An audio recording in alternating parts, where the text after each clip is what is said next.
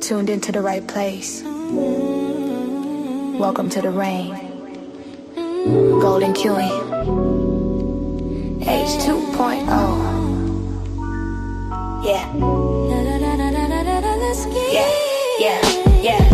You're looking for a diamond, found a treasure in the rough. Tired of all the noise, cause you finally had enough. I'm here to build a movement on a mission for the nation. Dropping gems of knowledge, killing all the hesitation. We fighting for the truth, yeah, we fighting for what's right. Building unity and shining up a brand new light. It's a variety channel, but the vision's crystal clear. Pushing us all forward, conquering the doubt and fear. Welcome to the Queendom, it's 2.0 on your screen, where the content's real and smart and funny in between. This is more than just a stream, it's a platform for the change. Time to elevate the game and rearrange. If you're ready for a vibe that you can feel and trust, joining in the movement is a definite must. This ain't just another channel talking smack behind the screen. It's a spotlight for the creators, building up a better scene. Spreading radical love, that's the message and the code. Helping everybody carry up a heavy load. From social justice issues to the laughter that we need. Planting seeds of progress, watch them grow from just a seed. This is authentic, this is raw, this is everything you saw. Welcome to the battle that is truly being fought. Ooh, so come with your respect and see the real effect. Cause I protect my own right here on the throne. Don't make me leave. Unleash the dragon.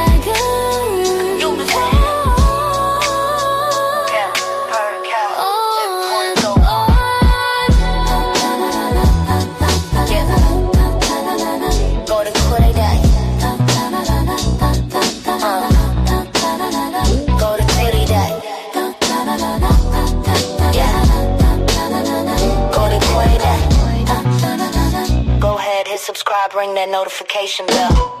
Yeah, you don't wanna miss a thing. Welcome to the family.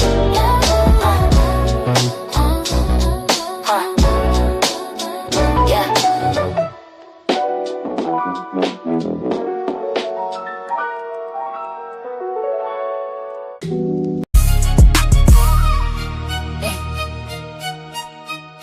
Can you feel that?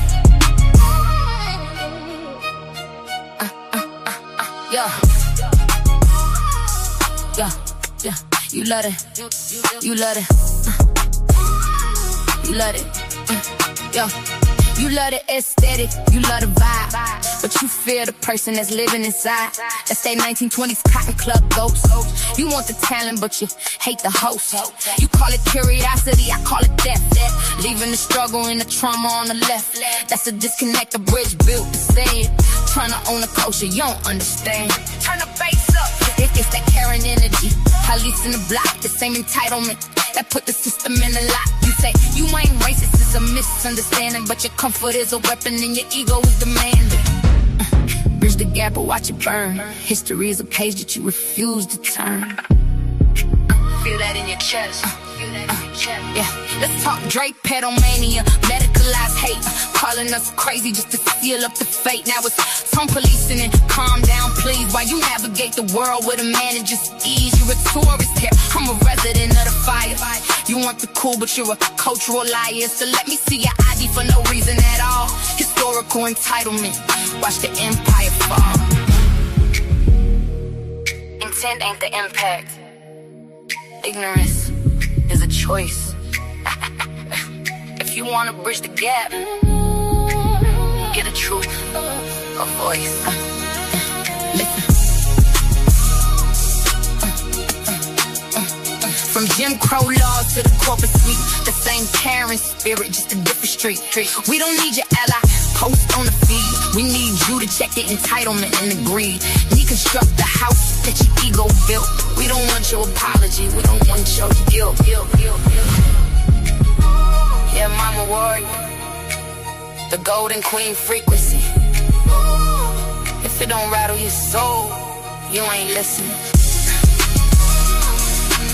We bridge the gap.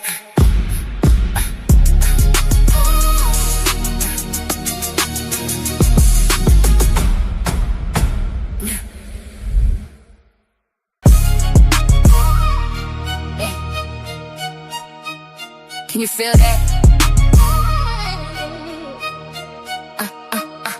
Yeah.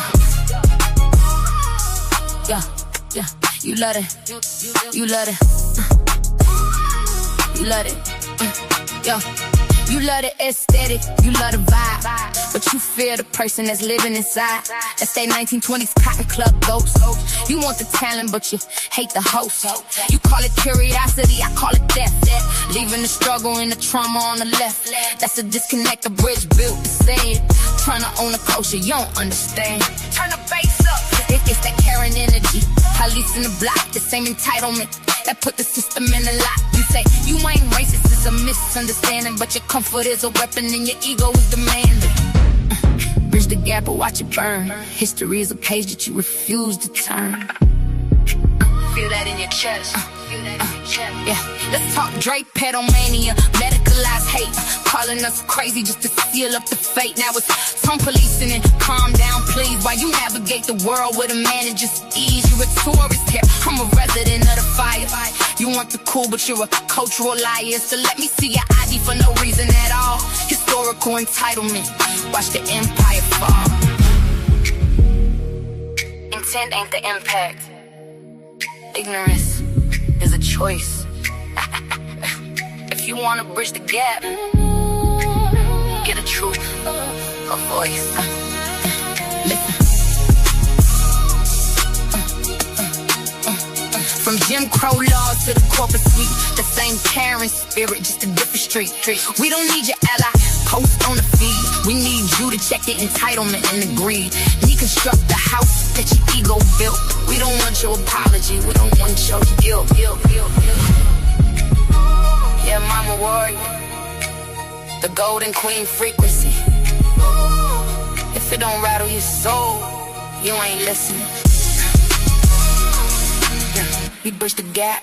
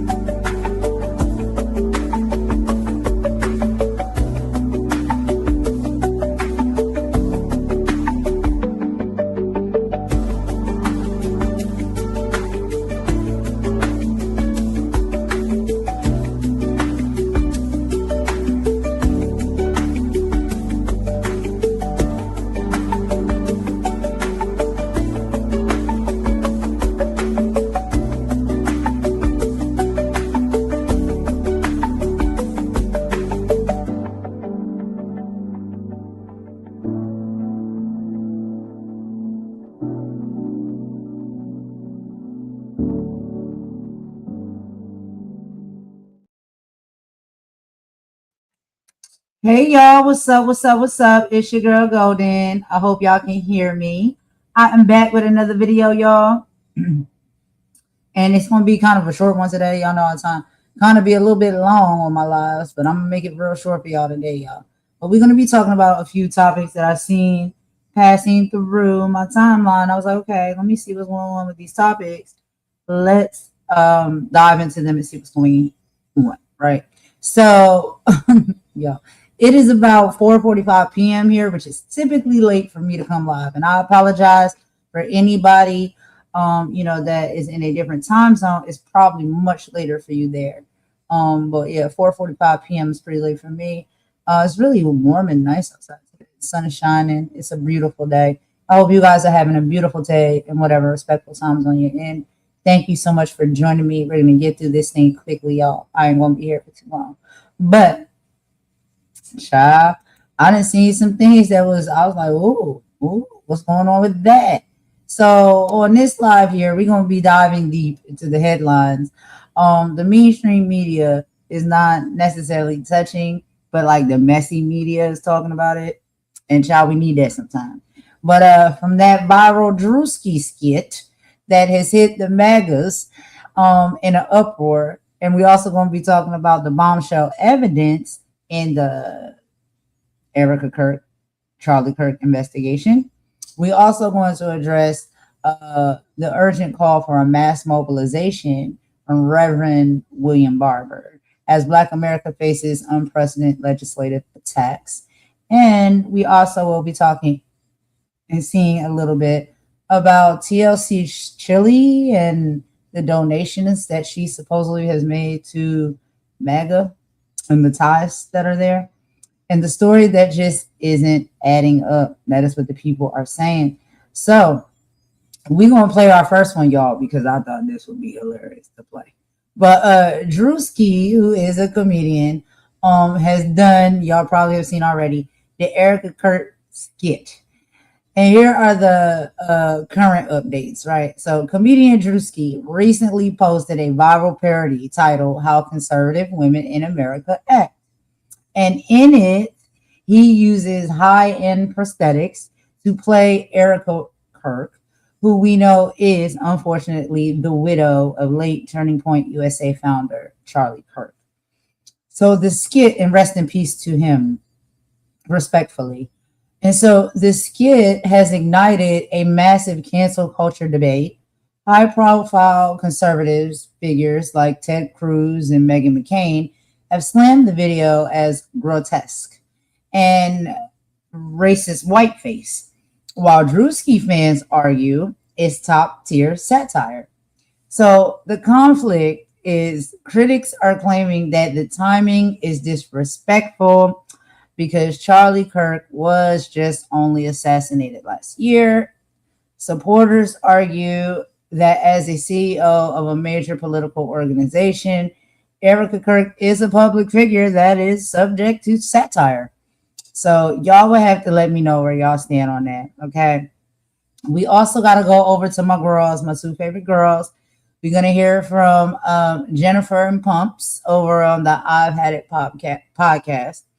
And they will be talking about how, you know, MAGA has been slammed with bombshell evidence in the Kirk case, and how there is chaos that is also erupting overseas. So yes, from the I've Had It podcast, other independent outlets are also reporting on bombshell developments in the trial following Charlie Kirk's unaliving. New reports suggest internal friction within MAGA circles regarding how the case was handled by the FBI and Kash Patel. There are even whispers and conspiracy theories circulating on the right that the Israeli government may have been involved, claims that are causing massive internal chaos within MAGA. So y'all will be getting into that as well. The political instability in the U.S. is fueling chaos overseas as the international allies and adversaries react to the potential destabilization of one of America's most influential political movements. So a lot of people are feeling a way about some of the things that went down in TPUSA because TPUSA apparently was global. A lot of people supported and, you know, watched TPUSA and their movement and stuff like that. So everybody has something to say to weigh in on all of those things that's going down. We're also beginning into Black America seeming like it's being under attack yet again, child. But anyway, Reverend Barber calls for mass mobilization. Reverend William Barber II has issued a code red for Black America. He argues that recent legislative shifts in current administration policies are a direct assault on the economic and civil rights of Black citizens. The call to action. Reverend Barber is calling for a mass poor people's and low-wage workers assembly and moral march on Washington. He's pushing for a multiracial, multi-generational mobilization to fight against voter suppression and the crossover of MAGA policies into civil rights rollbacks. To move from complaining to organizing before the next major legislation cycle. So he's not playing no games, y'all. He is saying we need to see some change here, and he thinks that there's something we need to do about it, okay, when it comes to the Black community and our civil rights. Now, we also will be talking about Chilli. If y'all know who Chilli is. Chilli from TLC. Y'all know TLC? One of my favorite groups of all time. One of my favorite music artists groups of all time. I love TLC. But apparently, y'all, Chilli is out here in the news. So basically, Chilli, they're saying, has some explaining to do. Donations, MAGA ties, and a story that just doesn't seem to add up. So here's the breakdown. Rosanda, and I didn't know that was her name. I just always knew she was Chilli. But I guess that's her name. Rosanda, a.k.a. Chilli Thomas from TLC, is under fire after reports surfaced regarding her political donations and alleged ties to the MAGA movement. While Chilli has historically been seen as part of the R&B cultural fabric, fans are confused by surfacing records showing financial support for Trump-aligned causes. Well, there's been some inconsistencies. The story that just doesn't add up involves her public statements versus her private financial support. Critics are asking how her support for these movements align with her public image and the issue facing the Black community. Many are calling for a sit down with her to clarify her stance. So, y'all, I got a few people who was going to be talking about this and reporting on this in some videos here, per usual. And so let's go ahead and get into it. But y'all, I typically end with comedy, but today I want to kind of start with comedy. So let's go ahead. If y'all have not seen, which I'm pretty sure you have, but let's go back through it. The Druski skit, the Erica Kirk skit. I just did want to play that here on the because this thing had me in tears, and it did not have me in tears because it was an insult or it was mocking or being, nasty work to anybody. It had me in tears because sometimes it takes us to break it down for us so we can see it for what it really is, right? Because if you're just watching it raw and bare as the person is doing it, we're going to get it and we're going to laugh about it, but others won't. So sometimes you got to step into that role or that image so you can present it to other individuals in a way where they get it and they see it for what it really is and what it looks like to us, or to some, right? And when I say us, it's no select race or group. It's just the ones that see it the way they see it and the ones that maybe don't see it the way they see it. So Druski, he did a good job with breaking down, a lot of these things in this skit. So let's go ahead and watch it, y'all. And I will meet y'all in the chat.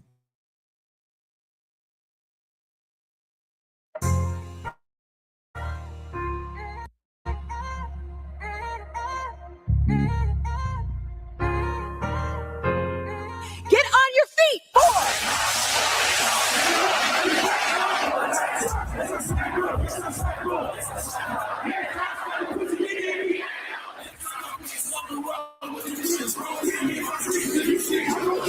War is raging in Iran. We're praying for all the soldiers and troops. That's great that you're praying, but how about all the kids that died when the USA hit the towers? It broke my heart. That is the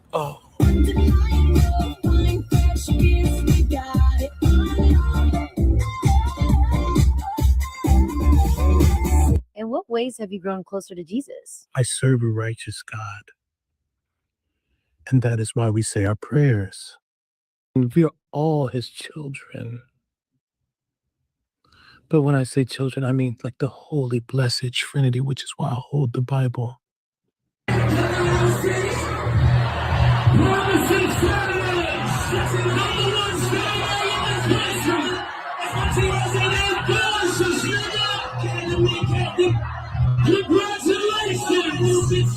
Sweet cream foam chai ice matcha.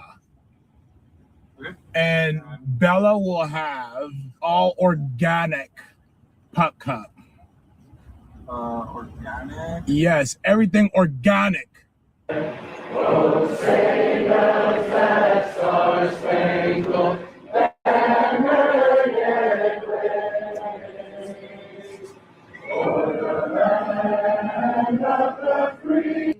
Four, 3, 7. Oh, Hannah, you good?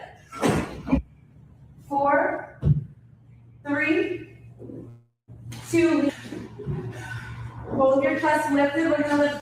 We have to protect all men in America, especially all white men in America. Those are the boys that we care about in this country.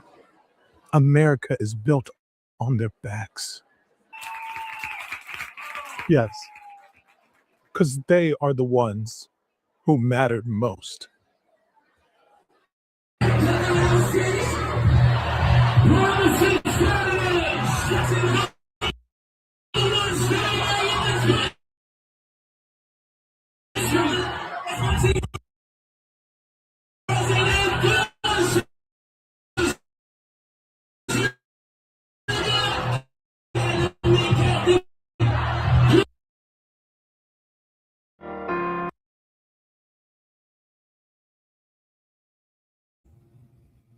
Okay, y'all. So I just wanted to play that skit real quick so y'all can see. I'm pretty sure y'all have seen it already.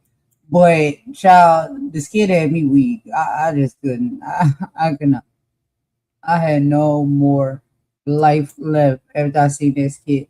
But some of the things he was saying in that skit, right, and showing are actual real depictions of how some of these individuals like this and stuff move and operate. You know what I mean? Like there is some type of disconnect. That's why I played that song on the intro. There is some type of disconnect when it comes to our cultures and our races and all of the things. I don't know, it's just a lot of weird stuff that's just going on right now. And I know we all see it and we see it for what it is. And it's very interesting on that ending part there that we saw when he made the statement about, you know, we must protect white men because, you know, they're the most important, they must be protected, so on and so forth. These things are not things that are being made up or being, you know, put in the mouth of someone because we want to. These are the things that are coming out of the mouths of people that are actually up here. You know what I'm saying these things on stages, at events. So just to be sure, you know, I'm going to show y'all another video. Give me just a second to get it ready. And y'all know we cover politics over here. So this is a video that I've showed before. But I'm going to show it to you again because this is something that did come out of the mouth to that certain extent. From JD Vance, which is RVP. And it was basically wrapped around, you know, that white people should not be ashamed or should not be, you know, some blah, blah, boo, boo. Y'all hear what he had to say on his speech. I'm going to go ahead and play it for y'all real quick. So y'all can see, like, when we do these parodies and these comedies and stuff like that, we don't take it from just nowhere, thin air. It actually comes from what these people actually get up here on these stages and have the courage to say. So, you know, sometimes we think it's really funny because they're actually telling the truth and how they really feel. And we've been trying to tell people that for years, but they won't listen to us. And so that, even when you hear it from their own mouth, you still don't believe. You still don't believe what they feel. They tell you what they feel. Once again, I hope this is the right one, y'all. Give me a second. Let me go ahead and play this real quick. To Oxford, Mississippi now, where Vice President J.D. Vance is speaking at a Turning Point USA event at Ole Miss right now. He was joined by late Turning Point USA co-founder Charlie Kirk's widow, Erica Kirk. She's also the new CEO of Turning Point USA. Now, this comes after Charlie Kirk was killed while speaking at an event at Utah Valley University last month. Turning Point USA says tonight's event honors Kirk's mission and his legacy. Let's bring in CBS News correspondent Nicole Valdez, who's live for us from Nashville. Nicole, as we mentioned, Charlie Kirk's widow, Erica Kirk, the new leader of Turning Point USA. What did she have to say tonight? Well, she spent a lot of time in just the last few minutes remembering her husband, saying that she was committed to continuing his mission at Turning Point USA and continuing these college campus tours, something that she says he was always so excited and passionate about because he truly believed that the next generation, these Gen Zers, if she called them, these college students were really the future here. She pointed out several things that she really has continued to hold on to as she remembers and mourns the loss of her husband, of course, as you mentioned, killed just last month. She called this generation the courageous generation, saying that her husband, Charlie Kirk, believed that to his core, and it's why he continued to reach out. She said, make him proud. This is what Turning Point USA is all about. She also mentioned just how emotional she felt being amongst those and on stage today, saying that it reminded her of her husband. Listen here. You guys have no idea how helpful it is to have all of you in my life, because you help me feel even more deeply connected to my husband. And I thank you for that. I thank all of you for that.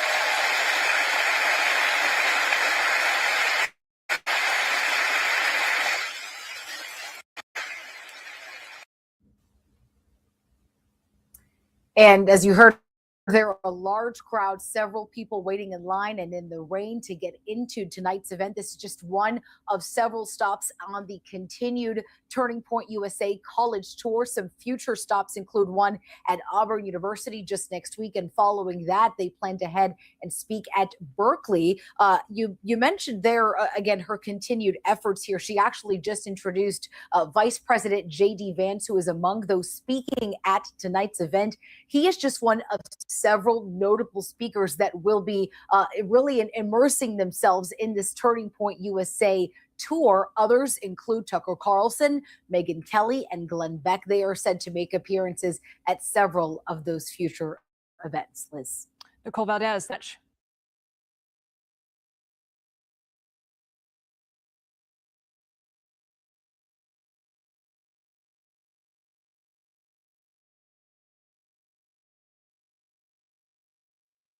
All right, so I have another video that I want you guys to listen to, and this is only going to be audio. It's not going to be video. So let me go ahead and get all of that set up. Give me just a second here to get everything set up for that. Okay, so let's listen to this audio real quick. And this is Charlie and Erica on his podcast, and they were having a pretty interesting conversation.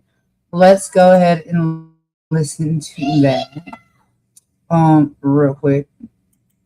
Let me get it on my bed.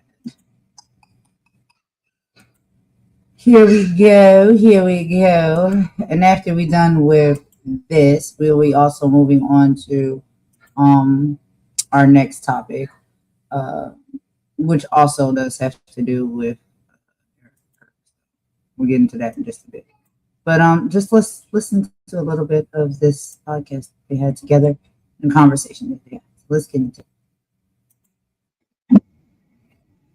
Charlie Kirk Show. You're gonna have to do it again. Introduce yourself. Is that what you're gonna say?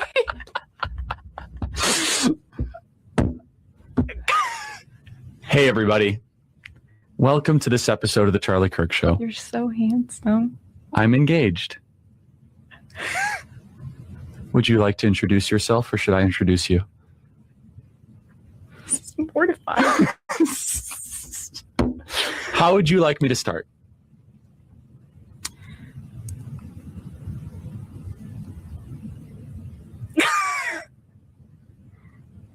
All right, we'll try it again.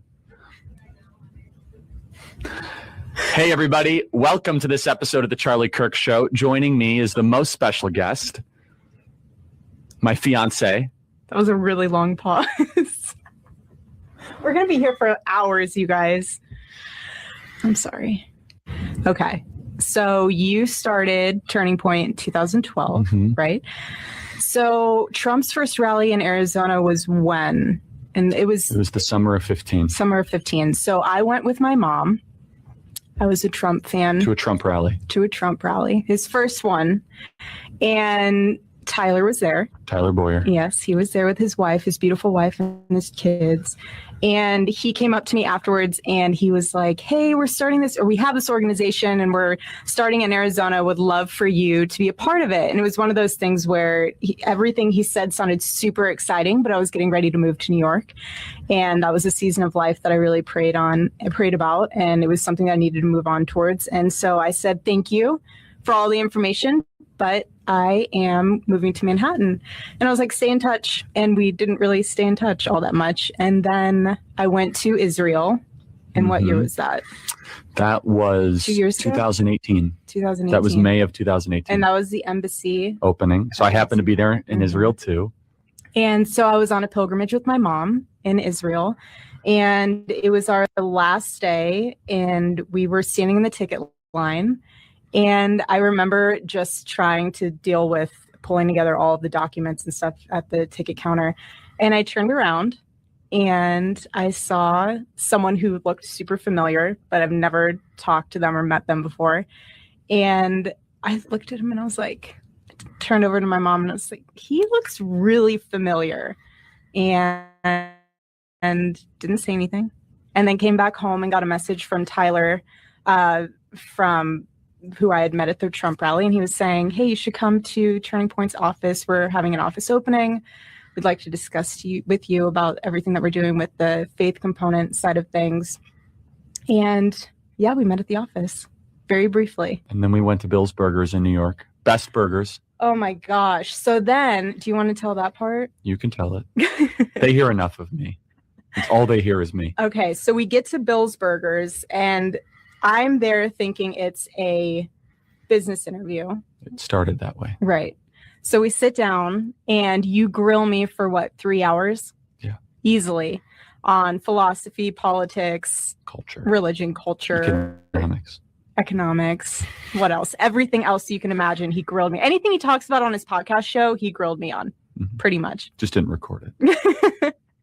And then afterwards, he got finished with his burger and he just sat there and he looked at me and he's like, you know what? I'm not going to hire you. And I was like, that's fine. I don't need this job. I'm doing plenty of other things here in Manhattan. He's like, I'm going to date you. And you want to take it from there?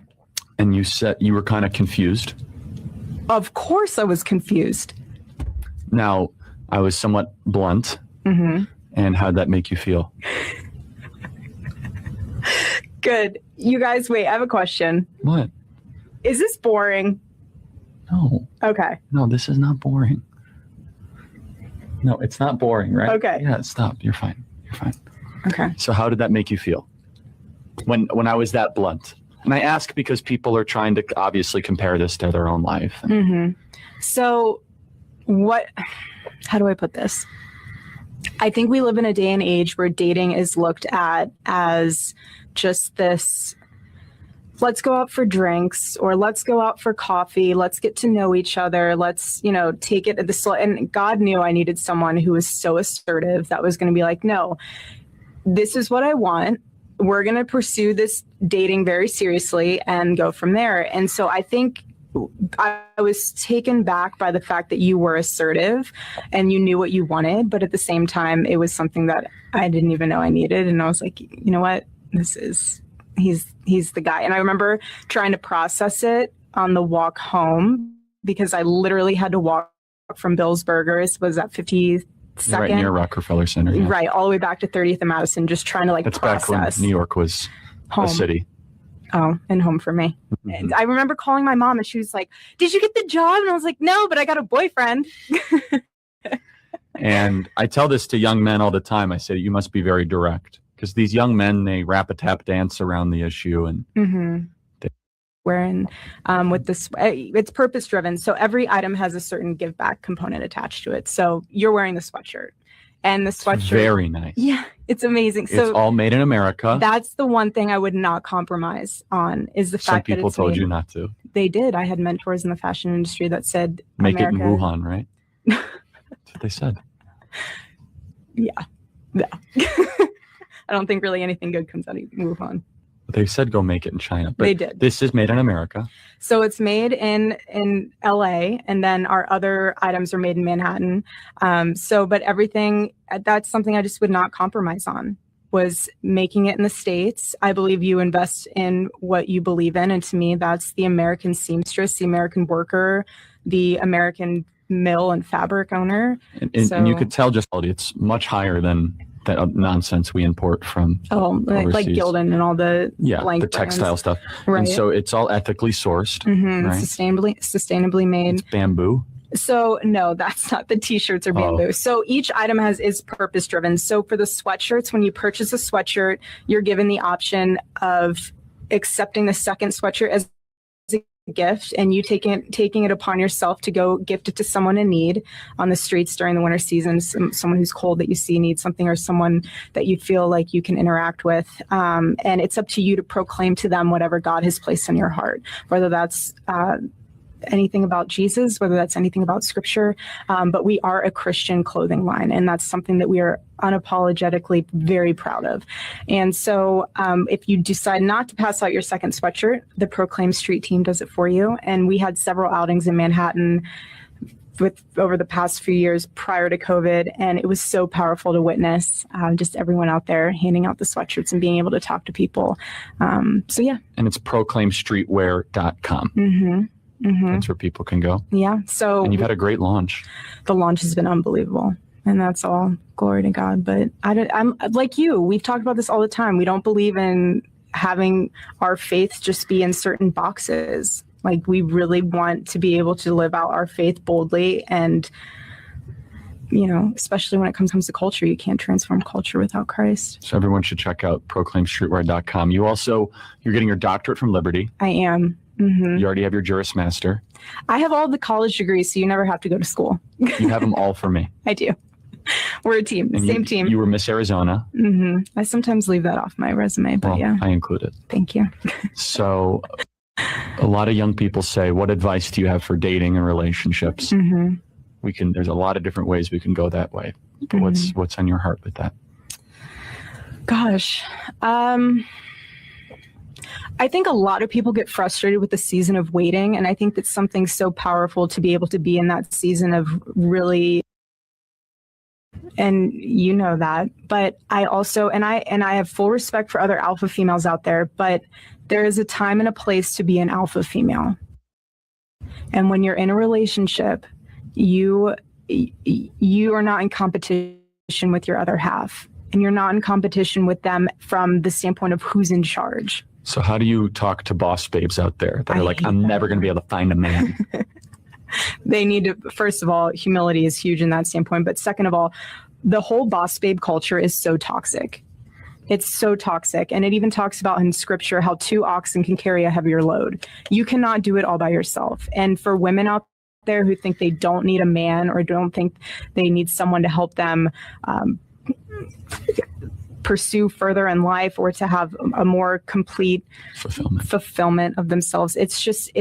I have seen it firsthand living in Manhattan, where women who are in their late 30s, early 40s, their life was their career. And there's nothing wrong with that, because my mom was a career-oriented woman and career-oriented mom, but you sacrifice a lot of things. And then by the time you're in your 40s, you're bitter, you're frustrated, you feel like you missed out, and you feel like you are behind the curve. And then you just are, tainted. From a boss babe culture, it forces women to feel like they all need to be entrepreneurs. And they're not every your husband. You set boundaries, and you really are able to then say, okay, he is in charge of XYZ in our relationship. I am in charge of the other side of that. And I know that a lot of women who are strong, they're very strong personality females, you have to also give your other half, your counterpart, your male companion, the respect and the respect they deserve. And I think men have to be worthy of that respect. They do, absolutely. And that it feeds into itself. So women say, you're not worthy of my respect. I'm going to become the man. Mm-hmm. So you have these hyper masculine women in their early 30s mm-hmm. that are quite honestly miserable but in relation.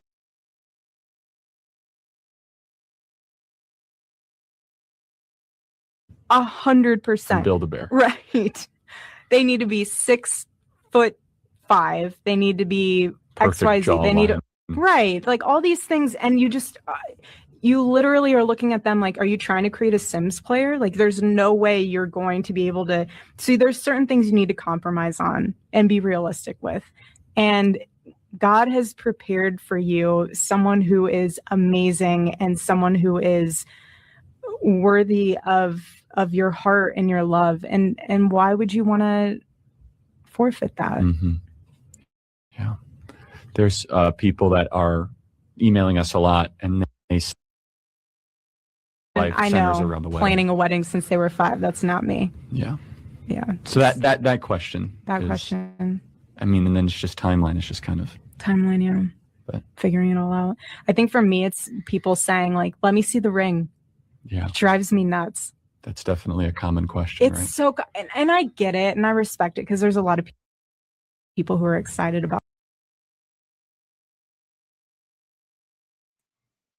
All right, y'all. So I just wanted to play a little bit of that episode of the podcast that was between Charlie Kirk and Erica Kirk. And I wanted to play that because I'm going to be playing my next video. And so I want to be fair because y'all know there's some people that stand on both sides, right? And so for me, let me tell y'all what I think, okay? So when it comes to the first video that I played y'all, when it comes to Druski, and how conservative women act in America, the parody has divided the internet. We know that. He portrayed Erica Kirk, who was the widow of late Charlie Kirk, in a skit that mocked conservatives' aesthetics and rhetoric. While many call it satire at its finest, others, including Senator Ted Cruz, called it beneath contempt for targeting a grieving widow. I don't know if that's what y'all think he was doing and what y'all feelings or stance is on that, okay? Now, here's some receipt. Over 3.4 million likes on Instagram in under 24 hours kind of proves that the massive reach of this kind of edgy political comedy is something that people understand and they relate with. But I want to hear from you guys in the comments if you would like to say something, even if you watch on the replay. Is comedy ever off limits when it comes to politics, or is everything fair game? Is Druski or was Druski pushing the envelope, or did he cross the line by mocking Erica Kirk? Y'all let me know what y'all think, but we're going to get into our next topic after this song break. So let's go ahead and take a quick song break. I'll be right back, y'all. And we will hear from Jennifer and Pumps. And apparently there's some new things that have been developed when it comes to the Charlie Kirk assassination. Respectfully, allegedly, whatever. Child, I don't know what the heck they want you to say these days, but this is what they were talking about. Okay, so we'll get into that right now. It has a lot to do with the FBI and Kash Patel. So let's go ahead and play this song, and we'll be right back.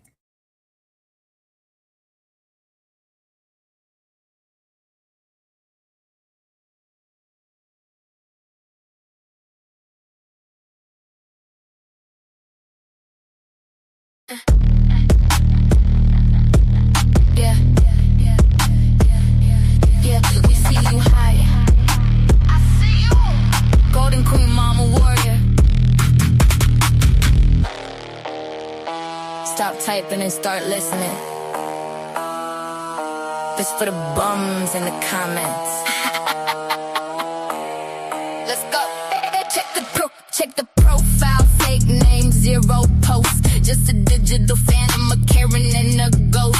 You're a hero with the keyboard, a coward with the face. Trying to colonize the comments like you own the damn space. You're not a racist, but you're quiet when it's time to move. You just love the black rhythm, but you hate the black groove. You're a tourist in the culture, looking for a snack. But the minute that we speak, you're looking for the track to run away. Run, hide behind the screen. We see the true colors, yeah, we know what you mean. Keep that energy when you see me in the light. You're a hero on the Wi-Fi, a coward in the fight. It's that temporary sign, it's that manager pose, but the warrior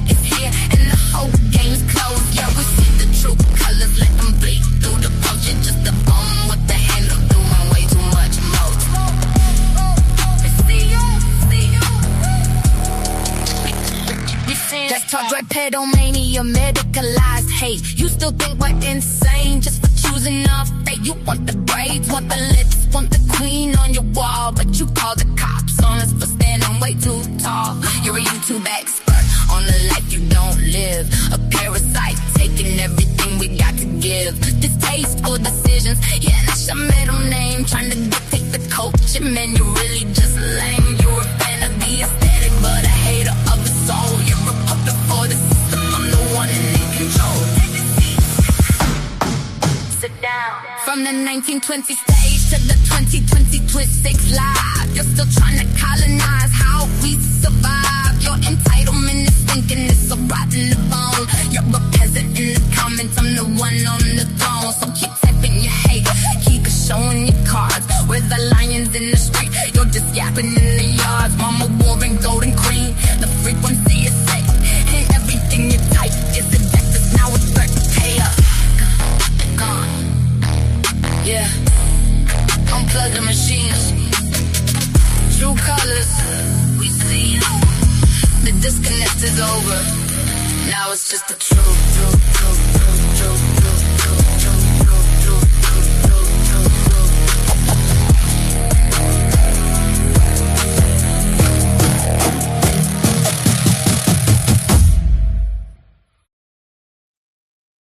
All right, y'all. So let's go ahead and get into our second video of the day. So we're going over to listen to Jennifer Implants. And apparently MAGA slammed with a bombshell evidence in the Kirk case. We're going to be listening to that. Okay, so let's see what is going on, what they have found out in this Charlie Kirk case. Let's go ahead and watch this together, and I will meet y'all in the chat.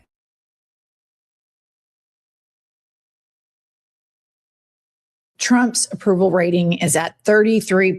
Kylie, pop this up. President Trump's approval sinks to 33% in new UMass poll. And this is before a lot of these gas prices and TSA are really factored into the polling. The economic impact that his war is going to have is going to hit some of these triple Trumpers in a way that they were always able to justify voting for this man because they value money over human beings. They value individualism as long as I'm doing okay. I don't care what my neighbors are doing, over collectivism. And this is a cancer in the United States. So we're at 33 now. There's no way, there's no world in which this approval rating starts to go higher. The dementia is escalating. The gas prices are up. Inflation is up. He's got 50,000 troops over in the Middle East. And historically, Americans do not bode well in immoral and illegal wars in the Middle East. I was just looking that they're talking about running out of fuel for airlines. And you think about Trump went in, he did all this, no plan. You have gas soaring. He wants to talk about, oh, he's doing all this great things with economics. He's manipulating the stock market, trying to keep it above water. How long before Wall Street's like, he's just full of shit? I mean, I can't believe they continue to fall for it. But these people are going to feel it in their 401ks and in their portfolios, and it's coming. Well, we know that the stock market is being propped up by what's called the Magnificent Seven, which are these AI companies. And it's basically a Ponzi scheme where they are trading trillions of dollars back and forth. And there's an AI bubble, much like there was a tech bubble and other bubbles in the past in the stock market. The stock market is already indicating inflation, the impacts of the war. But other leaders of other nations don't live in this American media ecosystem where the news is suppressed. And they are saying the impacts of this war are massive. Just this morning, Trump has some nonsensical tweet. If you want the Strait of Hormuz open, Britain, go get it. Go get it, big boy. And it's just nonsensical dementia. He is always going to be the way he's going to be. What's important here is these oligarchs have signed on to fascism. The people who were funding this fascism isn't Donald Trump. It's the richest people in the United States of America that have benefited from all of the loopholes and all of the double dealings that this country allows billionaires to manipulate. And this is something that kind of broke last night, and I'm cautious about reporting on it. The Daily Mail broke it, and I wanted to find a better source. And the Associated Press is reporting the following. Pop this up. Lawyers for man accused of killing Charlie Kirk asked to delay preliminary hearing. And here's my take on this. Number one, they're saying that the ATF can't 100% identify the bullet with the gun that Tyler Robinson used. This is not that strange. These bullets explode. So that in and of itself is not that big of a deal. I think the larger issue with the FBI and the investigations into this, I mean, clearly Tyler Robinson was there on a roof with a gun. I'm not some crazy conspiracy theorist. He clearly was raised in gun culture and MAGA world where people tend to be emotionally stunted and have ensuing psychological problems, as you can see from the President of the United States and his offspring, the ensuing psychological problems of being raised in this type of cult have. But what is of note to me in this is the lack of media intrigue in Tyler Robinson. It kind of reminds me of the kid that, assassination attempt on Trump. And this is not the media that I'm used to in the United States. They're always gangbusters in on everything. And something about the whole thing with the bullets, somebody engraving in the bullets, always didn't pass the sniff test for me. But this is interesting. This could be a leak to the Daily Mail by the defense to start. And this is what the defense should do. They should rigorously defend Tyler Robinson, every single detail. Now, Kash Patel, there are reports that he. All right, y'all. So I'm going to let them keep going in just a moment. I'm going to let y'all know what's going on because you might be like, what the heck is going on? What are they talking about? So basically what is happening is new reports have suggested that internal friction with MAGA is circling regarding how the case was handled by the FBI and Kash Patel. And they're about to get into that part of the conversation right now. There are even whispers and conspiracies also that, on the right, they basically are saying that the Israeli government may have been involved in this, and claims are causing massive internal chaos within the organization and the group. And so, we see right now what's going on with the government. Okay, we know it's a hot mess, especially here in the United States. But there's a lot of global impact that's coming from this. The political instability in the U.S. is fueling chaos overseas as international allies and adversaries react to the potential destabilization of one of America's most influential political movements. So then there's all that's tied into it too. You see what I'm saying? Like, people worldwide, globally, are trying to figure out what really happened, what really went down. They feel a type of way because there were some people that were even in other countries that supported, this movement, this group, TPUSA. And a lot of it does have to do with spirituality, if we're going to keep it real and be honest. That's literally, what they stood for. And so there's a lot of that's in it as well. And individuals that are connected to that feel a way and that are upset that this happened, right? So there's all of this being talked about from people on all different sides, right? Whether they're political figures and conservatives or they're more so spiritual, and all of that stuff. So, yeah. But things are coming out. And like I said, there's been a lot of talks around Kash Patel and the FBI. But let me go ahead and let Jennifer and Pumps tell y'all because, they got more information to tell y'all than I do. I just thought that this was interesting to listen to and hear. So let's go ahead and get back into it, and we'll be right back. I'll meet y'all in the chat. Wouldn't get off his private plane to go conduct the investigation until he had an FBI raid jacket on.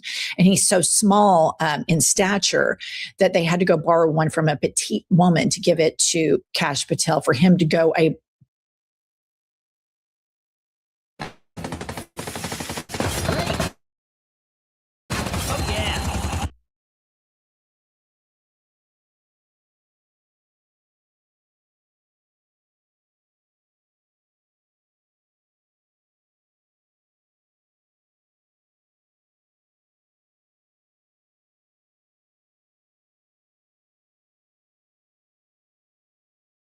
go out to do his job. So a lot of these things, the defense is going to have a pretty good case because of just the incompetence of Kash Patel and the DOJ and the FBI in general under Trump. I mean, this would be like Pumps and me running the FBI. It's worse. We'd do a much better job. Yes, we're much better investigators.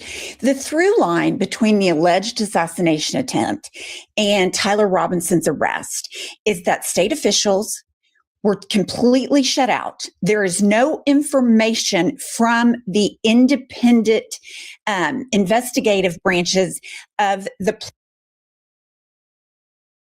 places where these events occurred. Utah has been cut out. Same with the alleged assassination attempt. So, of course, that raises questions in my mind, just as to what you were saying. Why are there so many inconsistencies? Why, when we see Alex Preddy and Renee Good shot on video, have those investigations been TikTok, the game is locked with the FBI, and Minnesota is not allowed to investigate? It makes you question, what are they doing behind the scenes? Great points, Pumps. Okay, moving along here, switching gears entirely. Israel has voted for the death penalty for Palestinians. Pop this up, Kylie. New York Times reports breaking news. Israel passed a law that allows for the hanging of Palestinians convicted of deadly attacks. Critics say it likely won't be applied to Jewish extremists convicted of similar crimes. Our friend Peter Twinklage reposts this with comment and says it's a genocidal apartheid state. And I agree with Peter. It is a genocidal apartheid state. And here's some more analysis in the way this was reported in the Western media. Kylie, pop this up. DEI Speedwagon says, screenshot 1, the Times of Israel accurately reporting what the law does and doesn't do. And then the second screenshot I'm going to read to you is the New York Times that I just read. So go to the first screenshot. The law effectively enshrines capital punishment for Palestinians alone, as it explicitly excludes Israeli citizens or residents, and Palestinians alone are tried in military courts. Israelis are tried in civilian courts. And then we have the New York Times. Israel passed a law that allows for the hanging of Palestinians convicted of deadly attacks. Critics say it won't likely be applied to Jews. So you see that disparity, and the Western media is always providing some sort of sanitizing or sanewashing on this. This gets even worse from there. So to me, I mean, wherever you are on the death penalty, I oppose it. That's my personal, I oppose the death penalty entirely. I don't think civilized people kill people for their crimes. I don't think that works. That's just my personal opinion. I understand that if you've been completely wronged and you want revenge and it feels like, I want that motherfucker dead. I get that. I'm a human being. But I need for our governments to not act on impulse. And I need for our governments to be more level-headed. And it's just interesting to me that this is our rock solid ally. You know, they're a beacon of democracy. Here's how Ben-Gvir, this Israeli politician in the Knesset and then leaving the Knesset, this is how he behaves after finding out that this law has passed. Pop this up. So here he is popping champagne in the Knesset. They are so excited that they get to hang Palestinians. I also want to note that the courts have a 96% conviction rate in Palestinians. They are holding tens of thousands of hostages right now. And I think, this is just my take on this, the Israeli government sees Trump as an ally wherein they can do a lot of the war crimes and things that they have always wanted to do, and that the clock is ticking. And they have to move quickly and swiftly to get Lebanon, to continue the expansion of the West Bank, to balkanize Iran. And it's utterly insane, this message to the world that, oh, Israel's this incredible democracy and the United States is this incredible democracy, and we're fighting all of these fanatics. When, as an objective person, as an American, it is incredibly important that I criticize my own country. It is incredibly important that I criticize the allies that my country sends U.S. troops abroad and our taxpayer money abroad. Criticism is one of the healthiest aspects of democracy. But as it pertains to the United States and Israel and that alliance, it's just based on so much hubris and so much arrogance and so many lies. This notion, you see Marco Rubio and J.D. Vance and Pete Hegseth all simultaneously running the news cycle saying, if Iran would have invested in its people, they would be in a much better position now. And I'm like, bitch, please. Are you seriously saying that to an American public? And it reminds me that kind of stuff works with MAGA, and the centrist Democrats and the Democratic establishment desperately want for that to work with the Democratic base. So they speak to us rather condescendingly. Andy Bashir recently, oh no, I wouldn't call it a genocide. Producers, this plugin helps you finish your tracks way faster. Check this out. I'm going to start with this loop that I made here. Andy, are you for real right now? Like, scholars that know a lot more about this than you, Governor, call it a genocide. And so when the Democratic Party, the establishment, treats us with condescension and lies to us, it tells me you have the same disdain for your base that MAGA has for its base. And I find this incredibly condescending. I find it immoral, and I find it breathtakingly dangerous that there aren't real leaders in the Democratic Party. There are some, but the ones who want to throw their hat in the ring for 2028, Andy Bashir, Gavin Newsom, J.B. Pritzker, and others, we need moral clarity on this issue. We cannot be partners and allies with a country that is about to start hanging Palestinians and pop champagne that they get to do it. And let's just remember, like, this is the same country that the BBC reported doctors that came back from Gaza. Kids were executed, little children, in the head and in the heart and in the genitals by the IDF. There is a cultural problem with a huge segment of the Israeli population, and there is a cultural problem with a huge segment of the American population, where the through line is their death cults. I can't add much to what you're saying because I think you laid it out quite beautifully. I will just point out that in case I missed it, I have not seen anyone in Democratic leadership call out the Israeli government about this policy, but I have seen globally other countries are talking about how severe, unethical this is, and maybe I missed people coming out in the United States, but I have not seen any objection to it here. Okay, and then we'll look into that. And then moving along, this is really important to note that the war crimes and the human rights violations are not just concentrated in one place. Again, I go back to this notion that Netanyahu, a war criminal, you see what a psychopathic, homicidal freak show Ben Gvir is, right? The guy popping the champagne. The shot clock is running. And so they are moving on multiple fronts. And it seems to be a feature and not a bug that the IDF likes to flatten infrastructure in highly populated areas, hospitals, schools. And now the United States is also doing the same thing. We see, I think it's 2 to 3 schools that we've bombed in Iran. There's no benefit to do that other than you're just a homicidal. Child, Jennifer and Pumps is going to tell it how it needs to be told. That's why I really like watching their podcast and listening to their content. And so when it comes to this, I know a lot of people have their speculations and, their feelings and thoughts towards this war, right? Because we are in World War III. Like, I know it's scary for a lot of people. I know a lot of people try to just hide under their pillow, and pretend that it's not happening, but it is what's happening and it is what we're dealing with right now. And so, you can see it how you want to see it. That's fine. And I don't like to do this type of content to fear people or put people in this, a place of panic or any of those things. I just think it's good for us to know the truth as far as what's going on in our world. You know what I mean? And when I say world, I'm someone who is in the United States. I speak to people that are in different countries, and I've, met and connected with people in different countries. And all of this affects all of us in some type of way. And so, child, it's really real out here.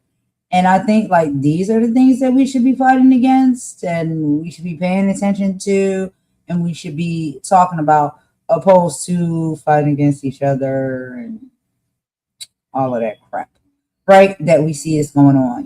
People going through these YouTube beefs and wars. Yeah, that's cool. That's fine. Whatever. If you want to do it.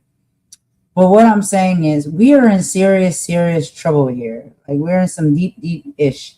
And just because you try to wish it away and close your eyes and click your heels 3 times, it doesn't mean that it goes away. And it won't, because it's continuing to happen. And so I love listening to podcasts like this. I love doing content like this when it comes to bringing the politic conversation to you all.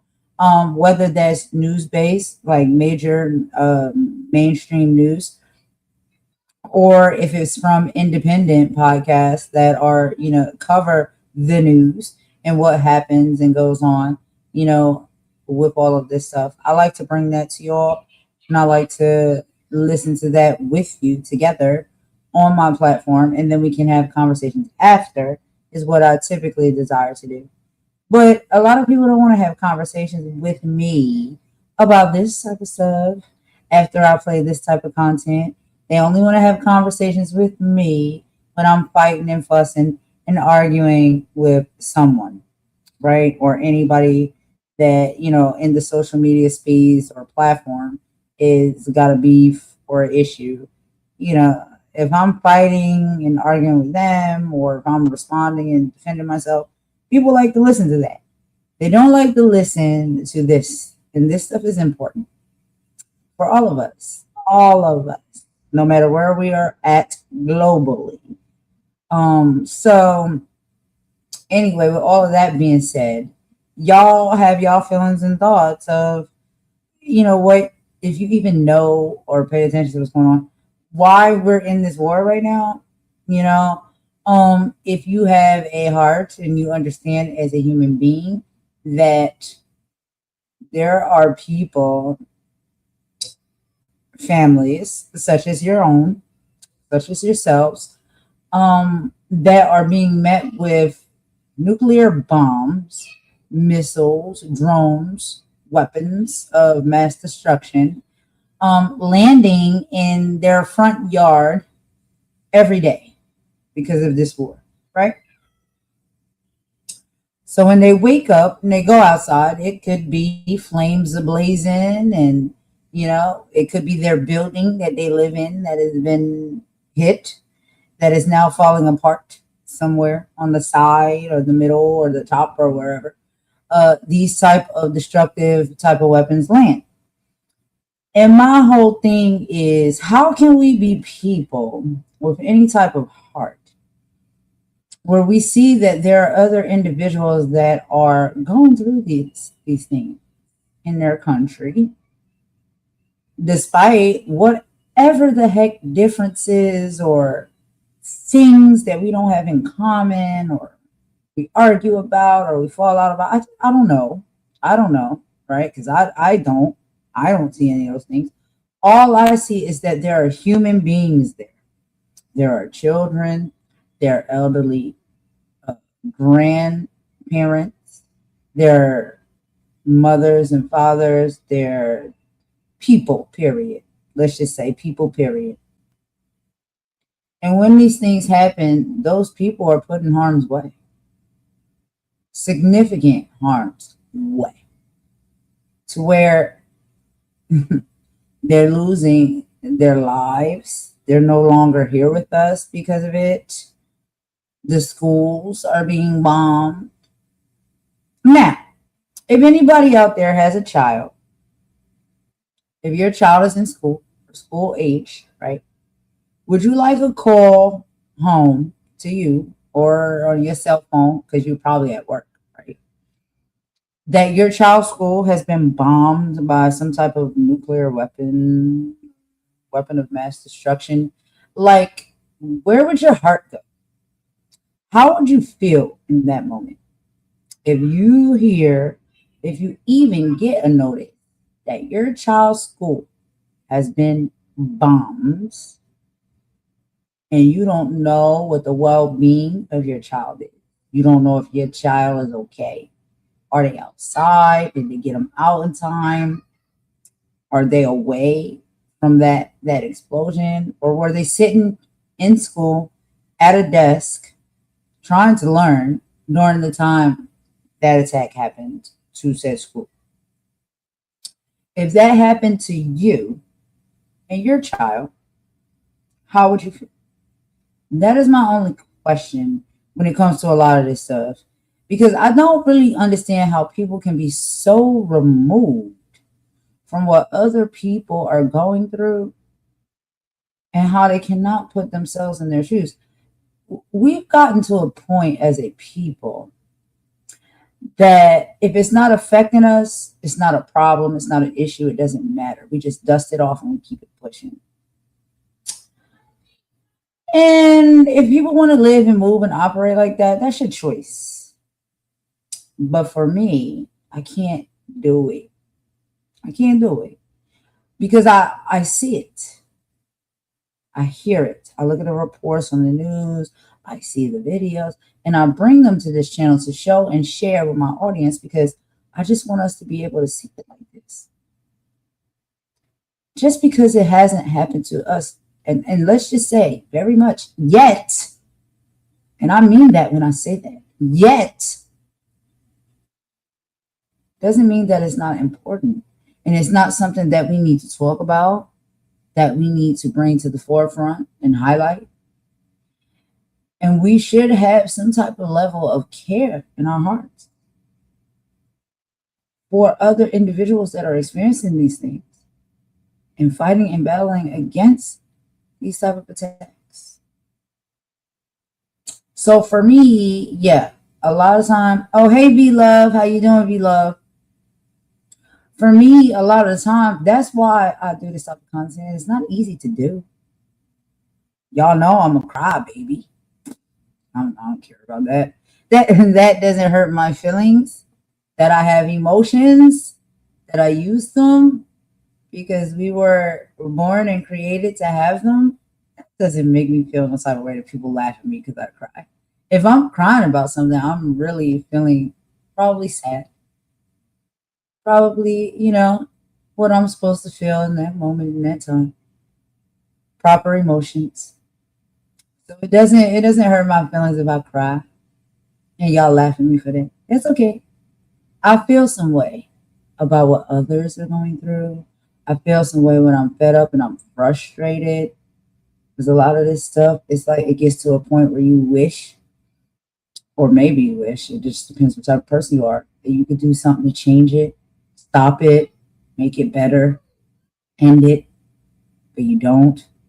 You kind of just got to sit there and you got to pray. And yes, I pray because my spiritual belief is, what it is. So I pray for a higher power to come in and fix some of these things that I don't think I am powerful enough to fix by myself. And that's what I do. But watching this stuff, reporting on this stuff, it's not easy. It's not easy, but it's necessary. I'd much rather report and talk about this type of stuff than fight and fuss others on YouTube. Because I don't see the reason why we have to fight and fuss for one another. It makes no sense to me. So yeah, y'all see me from time to time having to pop out. Sometimes you gotta pop out. But for the most part, I don't want I don't want to fight with these people. I don't want no issues with these people. I don't want to live my life like that. You know what I mean? That's why y'all see I do the type of content I do. And if anybody talks or has anything to say about the content I do, I don't even care if you think it's boring. That's fine. You can think it's boring. But look at the history of the content that I make on my channel and things that I talk about. I'm not out here talking about these people on a daily basis. I don't wake up wanting to. I talk about important things. But anyway, let's finish up this video, y'all, and then we're going to get into our next topic. War criminal committing country with an ally that's fine with this. This is what Israel is doing in Lebanon, you guys. This is so important. And this just barely gets covered in the Western media. Pop this up. Israel fired white phosphorus over homes in Lebanon, Human Rights Watch says. Human Rights Watch verified and geolocated 8 images showing Israeli artillery firing white phosphorus munitions over a residential neighborhood in Yomor, southern Lebanon on March 3rd. The munitions set fire to at least 2 homes and a car. White phosphorus burns human flesh to the bone, and its use over populated areas violates international humanitarian law. The Borg found new ground to assimilate. Law. So I want to be crystal clear because, sometimes on these news shows, we dive into the Trump fuckery and the gossip and just how incompetent they are. But all of us at times need to engage in these episodes that are about human rights. And human rights must be linked.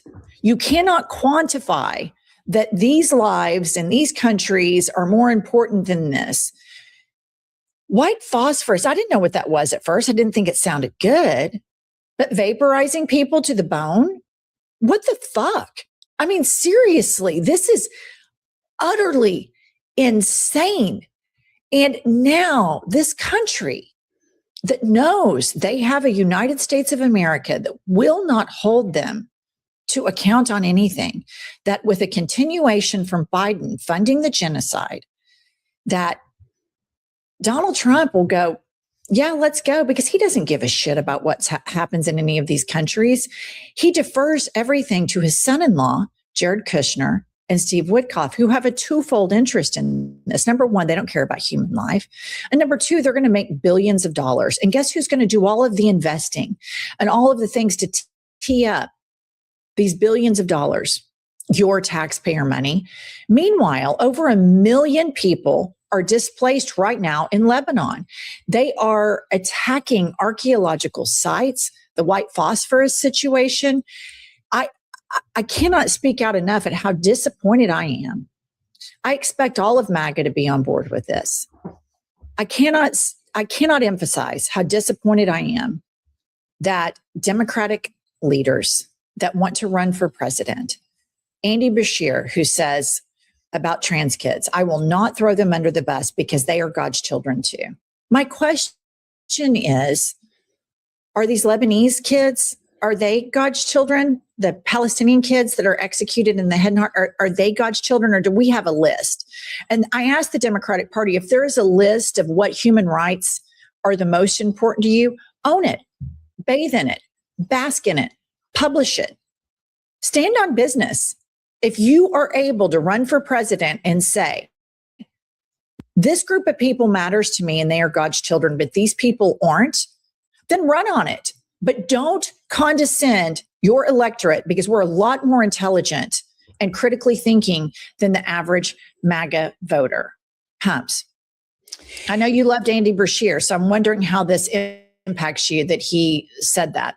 Well, I'm extremely disappointed because I do not think that you can look at what's going on in Gaza with those children, in Iran with those children, in Lebanon, and say, well, I'm praying about it, but I'm not going to hold anybody accountable, and it's not a genocide. And it falls flat for me. And I'm extremely disappointed in him as a candidate that he can't see this crystal clear, because it's so obvious. Why are you killing children unless you do not want the population to continue? I mean, that's what I think. But you're exactly right. Maybe I'm oversimplifying it. But if you continue to kill children, you're spot on. That is spot on.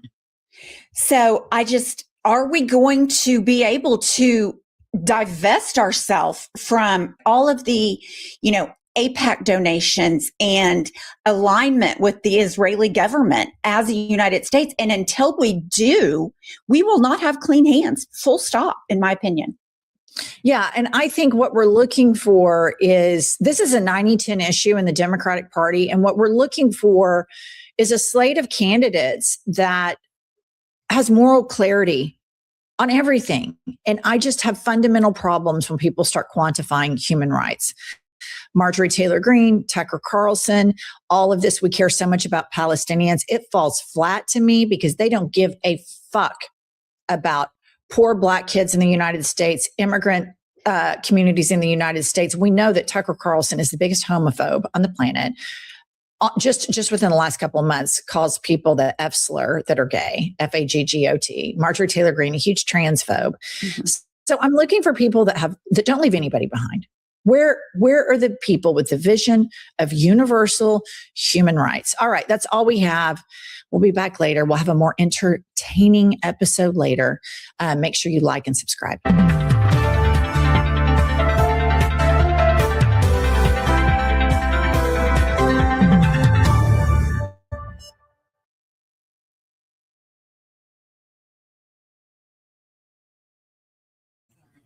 All right, y'all. So I would like to take this moment to give a shout out to V Love. I've seen in the chat here that V Love says that as a war veteran myself, in the Desert Storm veteran, and V Love, I can't be sure of your gender, so I don't want to say he or she if I don't know. But you're saying these chemicals are very deadly. So you've been someone who've been in this war or wars before like this. And so And so I just want to say, and yeah, okay, I cry, y'all. I cry because the world right now is hurting. People are hurting. I am hurting. And so, yeah, I will cry. That's fine. Okay. You can make fun of me all you want. But I did just want to give a shout out to Be Love. As a war veteran in the Desert Storm, God bless you. I'm glad that you are still here with us. And thank you for your services. And so, as we're watching this stuff, it's just, this is never fun. It's not fun. It's not fun. And they back in the day, how it used to be is you just got drafted, right? What was it? The eldest son? Or was it the youngest? I can't remember. Well, I can't remember because I don't really know all the way because that was before my time. But I know there was a son. I think it was the eldest son? Somebody help me now. I'm failing here, y'all. Somebody help me. But I know there's the son. One of the sons of the household will be drafted, right? And back then, drafting meant you don't have a choice. They come to your door and they tell you there's a war happening. We need your services. Boom, let's go. Okay? That's how it used to be with drafting. Then it became a thing where, they started to make it put it in a situation where it's like, no, you don't necessarily get drafted. You get a choice. You can choose if you want, to go into the system. I'm sorry, not what, Mom? I know that. Is that right? Yeah, that's correct. Okay. It come to a point, that was Mama Chow. It had came to a point where it's like, now there's all these benefits and they're telling you, oh, join the service, join the army, join the military, join the Marines, join the Navy, and you get all these benefits, right? They were selling you selling you something and promise of, oh, you can get these type of benefits, you can get money and checks and things like that. Boop, boop, boop. So it then started to become that, right? So people were conscious, making conscious decision to saying, this is what I want to do. Then we had a lot of, young folk, oh, I don't want to go to college. I don't think I have a skill set that I see that might be mine. I'll just go to the military and serve. That's their choice. That's their choice. But there was a time very, very long ago where there was no choice. They come knock at your door. They tell you, pass your son over. This one's got to go. And they go. And what we're seeing now is they almost trying to put those same type of practices back in place. Drafting is something that they're working on putting back in place. Did y'all know that? Did y'all know about this? Did y'all hear about this? Okay. So while we spending all our time up here arguing and fussing and fighting with each other on daggone YouTube over certain things that to me, I'm like, it's bigger fish to fry and issues that's going on in the world. But if it's important to you, have at it. Do what you need to do. Talk about what you need to talk about. Handle what you need to handle. This is important to me because what if they're bringing this back? How many? And guess what? Here go the caveat. Y'all want to hear about the caveat? Let me tell y'all the caveat. So, because women have fought for rights, equal rights, right? What happens now during a time where they decide that we're going to bring drafting back? What happens now? Now it's not just your sons that's going to be drafted. Now your daughter's going to get drafted too. Anybody, everybody, you're fair game, child. You got to go out here and fight for unprecedented and unnecessary wars just because they say we need soldiers. And we decide that we say, whoever you got up in here, able-bodied, young, pretty decent shape. Yeah, come on. You got to go. We're demanding it. Drafting. Let's look up drafting, y'all. Let's look up drafting. Hold on, give me a second. Let's look up drafting. And like I said, V-Love, shout out to you. Shout out to you and most respect to you. Thank you so much for your services. And if nobody has honored you, you should be honored and you should be thanked because that's something that I'm telling you, it is really important for us. And it's something that a lot of people do not have the courage to do. So God bless you. I'm glad that you are still here with us. And thank you so much for your services. But let's look up drafting. Okay. So the draft is the mandatory enrollment of individuals into the armed forces. When it comes to the law, the U.S., almost all male citizens and immigrants aged 18 to 25 are required by law to register with the Selective Service. Currently, the U.S. has an all-volunteer military. So you see what I'm saying? It changed from you being drafted to go to the service to where you get a choice to volunteer if you want to. The draft has been used since the Vietnam War of 1973. To actually start drafting people again, Congress will have to pass a law and the president would have to sign it. Well, child, we know that him and that old unstable hand is very loose with the pen. Now we're asking Congress most of the time, what are y'all doing? Because it's supposed to go hand in hand, honestly, for some of these things. So a lot of this stuff is all shaking up like a daggone smoothie right now, and we don't know. Who is controlling what? Are people doing their position in their job that they're supposed to do? Are these things working in an organized function and structure? That's the problem that we're having right now with this current administration and what we see happening in our government. Because we know who's supposed to do what and who can do what, but it's all shaking up. It's all shaking up. And this is what is to me is very scary because nothing seems to be in the proper order anymore. So why is everyone talking about drafts in 2026? So we have Operation Epic Fury and the ongoing strikes in Iran. The U.S. military is stretched very thin. The expand, the draft, the debate. There has been a massive push in Congress recently to include women. Remember, y'all, I told y'all, don't take my word for it, please. That's something I never want y'all to do. Don't take my word for nothing. I want y'all to go out and do your own research. If I say something, I'm researching it and I'm bringing it to you because I've researched it and it is what literally is being talked about and happening. I don't want to bring false information to people. But Congress recently is to include women in the selective service registration, meaning drafting. So now when these drafts start to happen, it won't just be males that are being drafted to be soldiers in unnecessary wars. It can also be females. Automatic registration. New proposal. The NDAA update suggests making registrations automatic. Instead of you signing up, the government just will pull your information from the DMV or from your social security records once you turn 18 years old. They just automatically will pull up your information and enlist you in the military.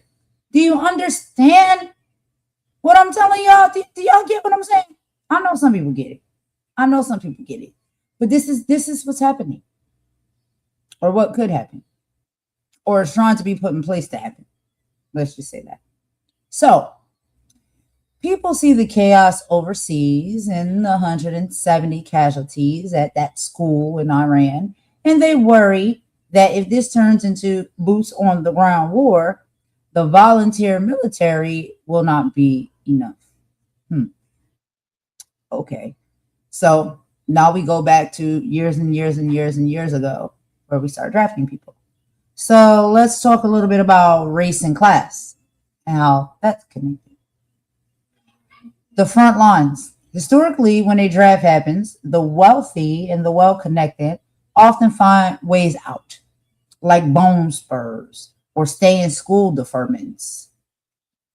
What's the burden of that? The people who end up on the front lines are often what? Low-income communities and communities of, let's just say, color. This is another way that they are implying and can implement systemic racism. While we do see that we are somewhat getting back into a race war, and we see how that is being fought on not just platforms like YouTube, but also Twitter, a real war could end up taking the youth from the very communities. And Reverend Barber, which is the video we're about to get into next, is trying to mobilize all of that by speaking out. And so if nobody has paid attention to this, yeah, they'll definitely pull up info.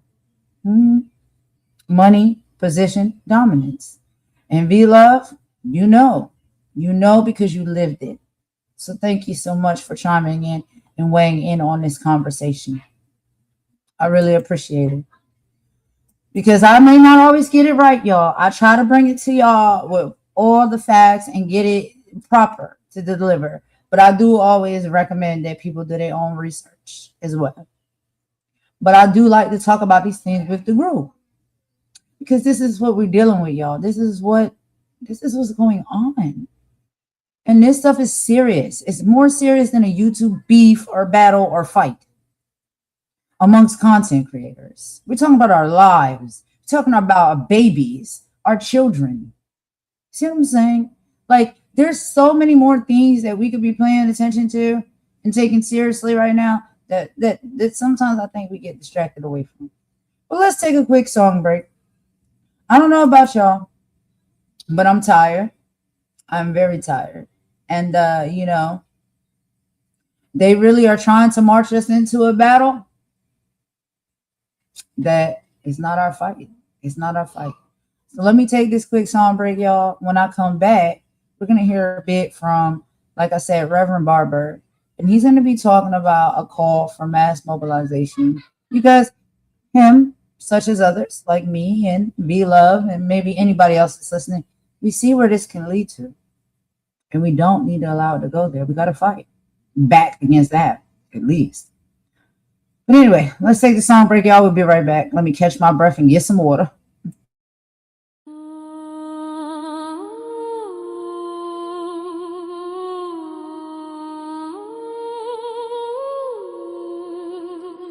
The air is thick with whispers, digital ghosts in the machine. They feed us fiction till our vision's blurred, you know the scene. Static on the screen, a 24-hour scream, selling us a fractured dream, tearing at the seams. They got us locked in little boxes, picking sides, while the real tide rises and nobody hides.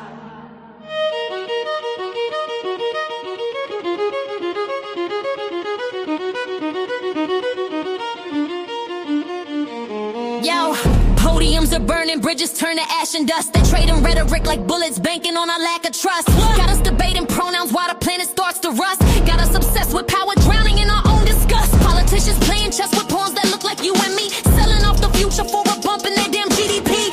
And what we talking about, the foolishness, the vanity, fighting over AI songs, the height of our insanity. A fake voice on a fake beat gets more rage and more ink than a real bomb dropping on a city while we blink. They engineered the outrage, designed it to divide, so we never look up from our phones to see the coming tide.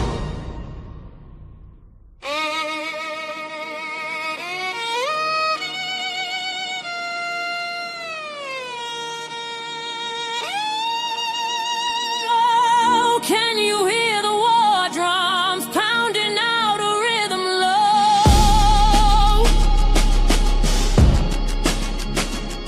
They're marching us to battle for a God we do not know.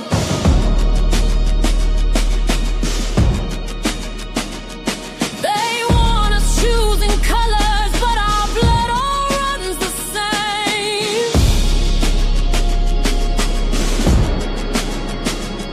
Just strangers in a mirror whispering a different name.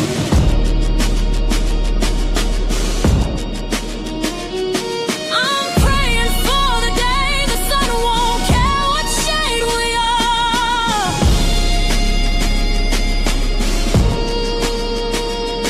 That we can see the human heart behind the battle scar. Tear down the flags and see the faces before we run out of safe places. I see the babies born into this atmospheric hate, taught to fear their neighbor before they learn to conjugate.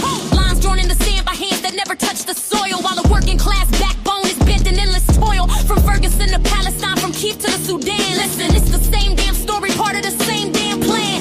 Keep the people fighting over scraps upon the floor, so they never band together and demand a slice of more. They call it patriotism, tradition, call it pride. I call it ancient venom with a modern place to hide. Skin tone is the uniform they gave us for they war, but the soul inside the flesh is what we should be fighting for. And I'm tired, so tired of singing this eulogy. Oh, can you hear the war drums pounding out a rhythm low? They're marching us to battle for a God we do not know.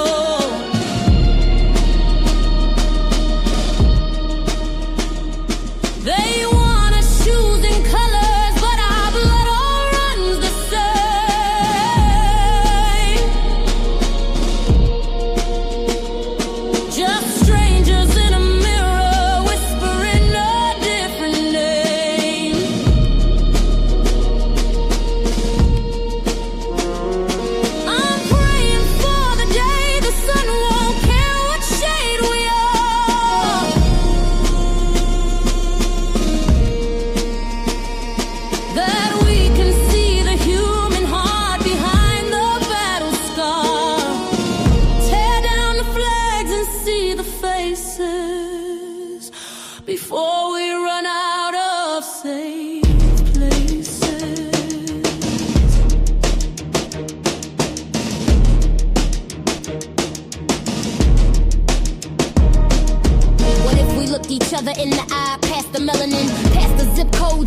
bank accounts they fence us in? What if our only currency was empathy and grace? What if we found our real reflection in a stranger's face? This ain't a lyric, it's a lifeline that I'm throwing out. This ain't a song, it's the beginning of a different route. I'm a daughter of a struggle, a mother of a dream, to wash away the blood and poison from this bitter stream. So turn the volume down on all the noise they try to sell, and listen to that quiet voice inside you know so well. World War III is knocking, they're at the door, but it's not nation against nation anymore. It's ignorance against wisdom, it's love against the fear. The real war is right here.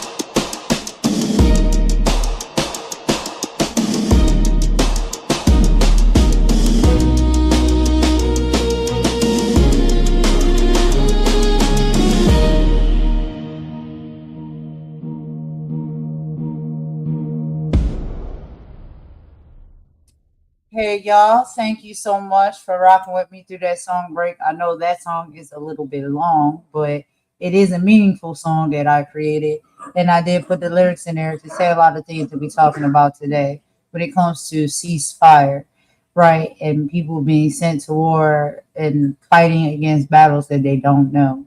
But let's go ahead and get into the next video for the live, y'all. We'll be moving right along into our next topic. And if y'all hear my dogs fighting in the background, sorry, I apologize. I got a puppy and I got an old elderly dog, and they're both male, and they've been just fighting tooth and nail ever since the puppy came in the house. So you'll hear them in the back, seem like they're about to take each other's life. But anyway, y'all, let's get into the next topic for the live, y'all. So we'll be going on to, like I said, child, I done lost my daggone train of thought. Okay, we're going to be going into talking about now with Reverend Barber and his call for mass mobilization. And so his reason for doing that is because there does seem like, and I don't know if anybody else is witnessing or seeing it, and when people talk about it or bring it to the forefront, I know some people get uncomfortable, but it does seem like there's some type of like race war happening, and there is attacks still happening. Of course, we know when it comes to people of like African American race or other races that are not Caucasian. And so, you know, Reverend William Barber, stop this now, you dogs. I'm on the live. Look at this. This little small one is the mean one here. Come here and stop that. I'm talking now. So Reverend William Barber II has launched a massive mobilization effort, citing policy violence against Black and low-income Americans. He is calling for a moral march on Washington to address systemic issues like voter suppression. And we know, y'all, we got the midterms that are coming up. And so an economic inequality that he says is escalating that he sees in 2026.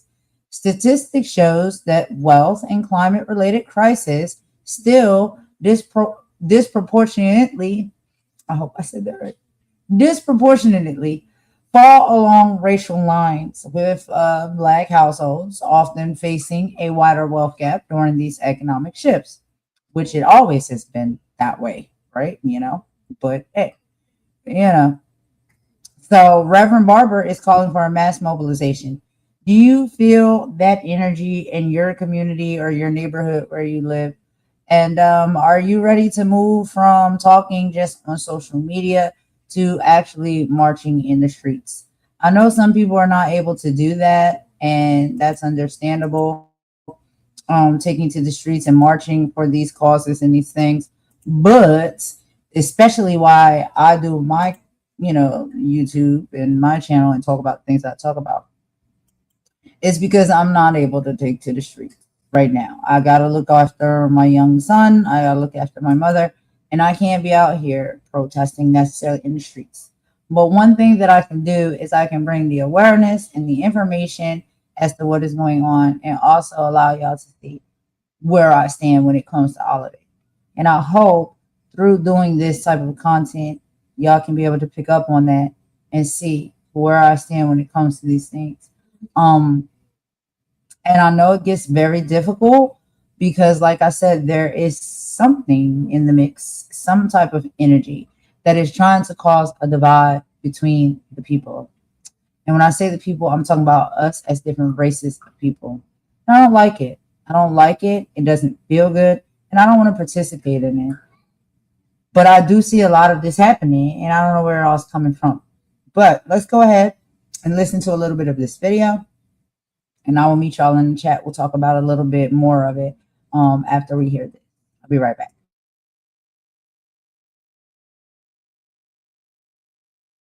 Last night, I was in North Carolina, Raleigh, North Carolina, for the Southern Regional Convention of Alpha Phi Alpha Fraternity Incorporated. I moderated a panel and where we talked about how do we exercise our political power. Bishop William Barber, who was really there just to attend the session, the brothers gave him an opportunity to speak, and he talked about what our focus must be, specifically Alpha, but also broadly what we must be doing when it comes to exercising our power and not allowing these things to move forward. Watch this. Listen, I came tonight really to be just with the brother. That's all. I didn't really come to say anything because I think we know where we are. And it's time right now where we need workhorses, not show horses. We need some folks that understand we can't be playing checkers while they're playing chess. There is a third deconstruction going on, and we must decide that we will have a third reconstruction. I've been battling a disease for 47 years. And I remember the day that the doctors told me it was over, and I had to make up my mind would I believe them or would I believe God and my own commitment. In this moment, this nation is sick, but we got to decide whether we're gonna believe them or whether we're gonna believe God, whether we're gonna believe our ancestors, whether we're gonna believe the power in our own hearts that tell us bowing down is never an option. To authoritarianism, to neo-fascism, to anything that is contrary to our humanity. Now, Roland Martin and I are here tonight, and last at the National, we made an ask I did on his behalf of Alpha, and that is, we need Alpha to give us 1,000 brothers. He and I, you'll find out, we're not going doing a lot of speeches now and rousing people up without a plan. We need 1,000 brothers that we can train in how to do massive voter get out strategically, not just lip service. We're gonna register everybody. Whenever somebody tell you they're gonna register everybody, they lying. They don't plan to do nothing with that because it doesn't make sense. First of all, you don't even need everybody. We live in the region of the country that is going to determine whether this country ends up. It always has come out of the South. You break the back of the South, you change the nation. And quickly, right now, we are in a place where if just 20% of Black folk that have not voted or registered in the southern states from North Carolina to Texas, if just 20% would vote strategically, it shifts everything. They don't want us to know that, but that's the reality. And in most of the southern states, is less than 12%. And if you connect that to progressive whites, poor low-wage whites, which all of them are not voting against their own self-interest, and others, it goes down to like 5%. So the question is, are we going to do the work? We got all the tools. We got Black Star Network. We got where's my friend with democracy? There he is, our brother who's leading in this state. We have the technology. We have the manpower and the woman power if we implement it. And I'm gonna close you with this. And it might make you say, damn, I hope it does. I hope it makes you say, damn, we're gonna do this. You're sitting in North Carolina right now. There's a scripture in the Bible, in the Psalms, that says, Ephraim had everything he needed to win, but chose in the day of battle not to fight. This is nonpartisan. This is history. Donald Trump. Come on, Doc. Come on, Doc. In the 1st congressional district of North Carolina, which is the black congressional district, the 1st and the 12th, right, Brother Ward?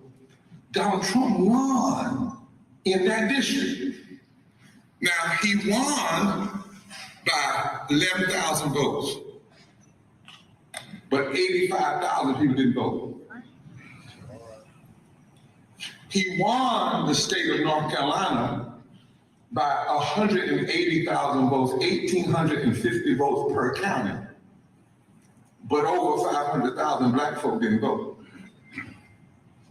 I heard you, somebody said, damn. Right. That's right. So in essence, we have folk winning, not because they're smarter than us, not because they're better than us, not because they have a better plan or agenda than us, but because they are on the field fighting. Our job, Alpha, if it has ever been our job, is to get our folk on the battlefield.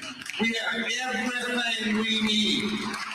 Give us 1,000 alphas and we'll turn this country upside down. Give us 200 alphas in North Carolina that will do the work and take off the suit coat and put on the overall and go down to the 1st congressional district, and we'll turn this state upside down.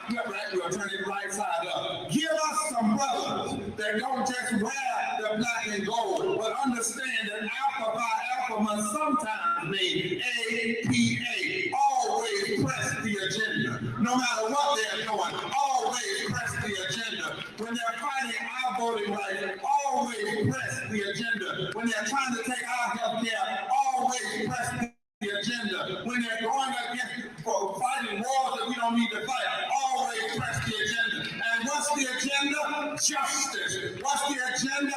Health care. What's the agenda? Living wage. What's the agenda? Voting right. What's the agenda? The right time to do all right is always right now. Give us 1,000 brothers, and we can set America on fire like it's never been on fire before. Can get broke out and thought about voting. And if we turn our people out, we turn this nation around.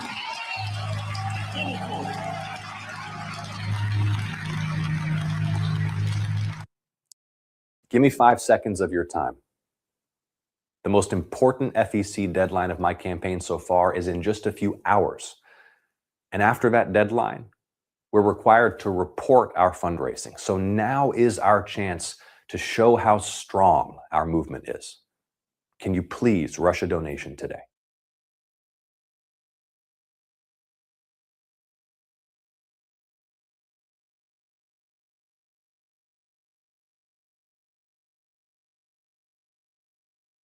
Did you know Colonial Penn offers guaranteed acceptance life insurance for those aged 50 to 85 in most states? So if you're concerned about pre-existing conditions or qualifying for a traditional life insurance, we've got your back. No health questions. All right, y'all. So I'm back. Sorry about that. So while we were listening together, I was doing a few things at the same time. You know, you be having to multitask sometimes, especially with this little man up in here. But yeah, so I thought that was a pretty good video to show, and yeah, it is just from about 2 days ago or so. But there's a lot that's going on, and we see that. And so when I listen to those things, to me, I feel like we are in a place where we are going through a race war, and I don't know why that is and how that's all come about. Wow, look at this. That's okay. You know, I'll just pretend that I don't see it because I know why these type of things are being done, and I'm just tired. I'm really tired.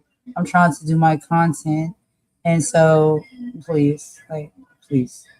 Anyway, moving right along. You know what? I'll tell you what. Since you want your moment in the lights, we can give you that. We have that over here for you. Let's take a quick song break, y'all. And guess what? Excitingly enough, right? After we take this song break, we're gonna get into some celebrity news, some celebrity gossip, child. Chilli is out here on the shopping block. They are saying that she has been actually supporting and donating to MAGA. And child, not our TLC fan favorite, not Chilli, y'all. So we got to talk about that. We're going to get into it in just a moment. My dog's about to kill each other. The Chinese food just got delivered. We got a troll in the chat. I think it's about time for a song break, y'all. I'll be right back after this song break, and we'll get into that video, and then we'll wrap this live right up. Y'all rock with me now. I'll be right back.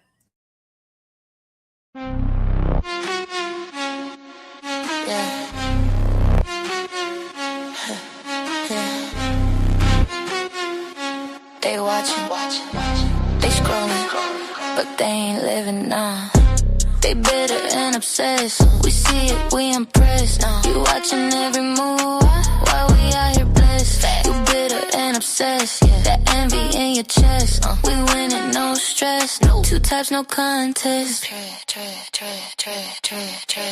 You're looking in the dark with a phone and a grudge. Scrolling through our lives, but you show no love. Topic online, in person you hush. Shot that fake fire, whole vibe just dust. Study every move like a test, you gon' fail. Tryna copy sauce, but it ain't for sale. Man, we leveled up, now you stuck in a trail. Rewinding our wins while your life goes stale. You don't want peace, you addicted to hate. Every post we drop got you checking the date. Building fake stories, you feeding the fake. We eating good, you just starving in plates. You stress, we flex. You watch, we step. You stuck, we next. Big difference, no guess. They bitter and obsessed. We see it, we impressed. You watching every move while we out here blessed. You bitter and obsessed. That envy in your chest. We winning, no stress. Two types, no contest. Converse. Two types, no contest.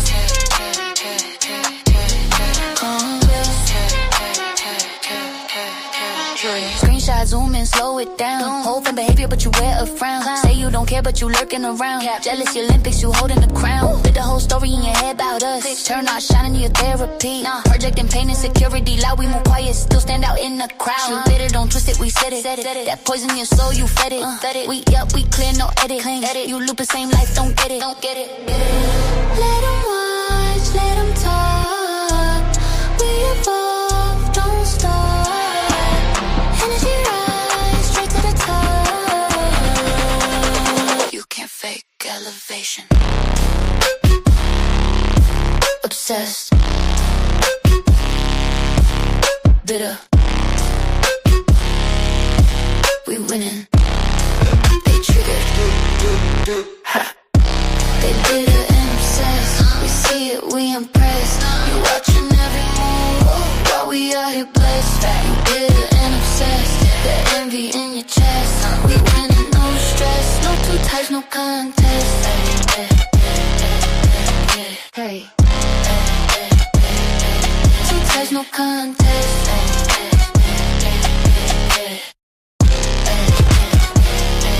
Two types of people. Ones that live. Ones that watch. Stay over there.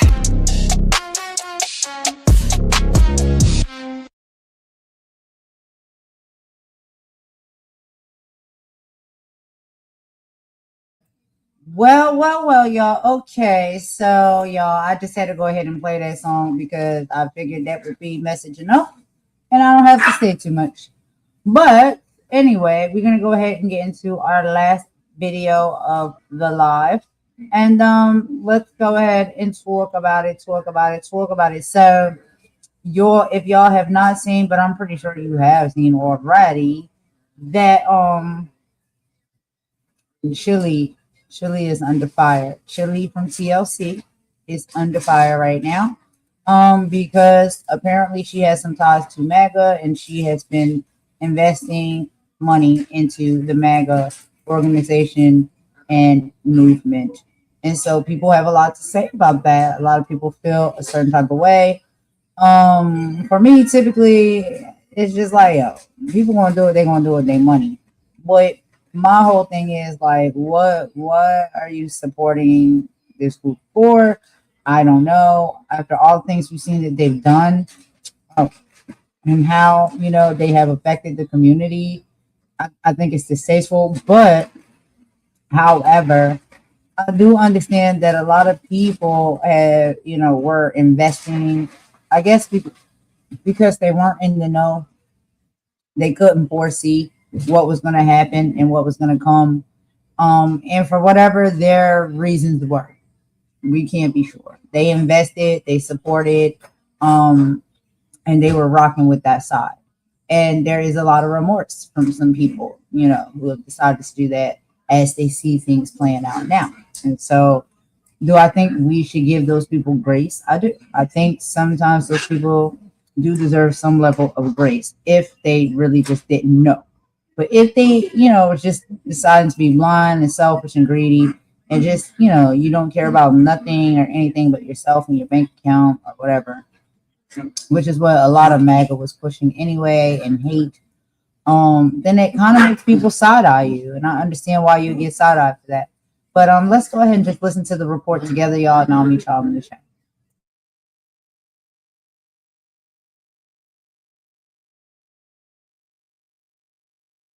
Weekend was absolutely stupid,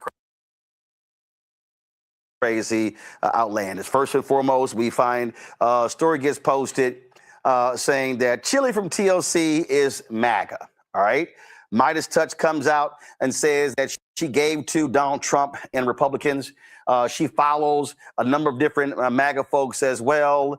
And of course, she also retweeted a meme that called Michelle Obama a man. Well, a lot of damage control from Chilli. She got this video. Hey guys, I wanted to come on here to address a few things that's circulating on the internet that's very concerning to me. Let me say this first. I have the utmost respect and admiration for Michelle Obama, and I would never say or do anything that is disrespectful to her or to any woman. I would never do that. And I had no clue that this repost had happened until I started getting phone calls and text messages from everybody. And I immediately went to my page to see what was going on. Now, mind you, I'm not very computer savvy, so I'm looking for this repost button. And I see that all of these buttons are very, very close to each other. And clearly I was scrolling and my thumb hit the repost button. Again, I had no clue that something like this happened until I got all the calls. My grandma had a really unusual name, Jacinta, and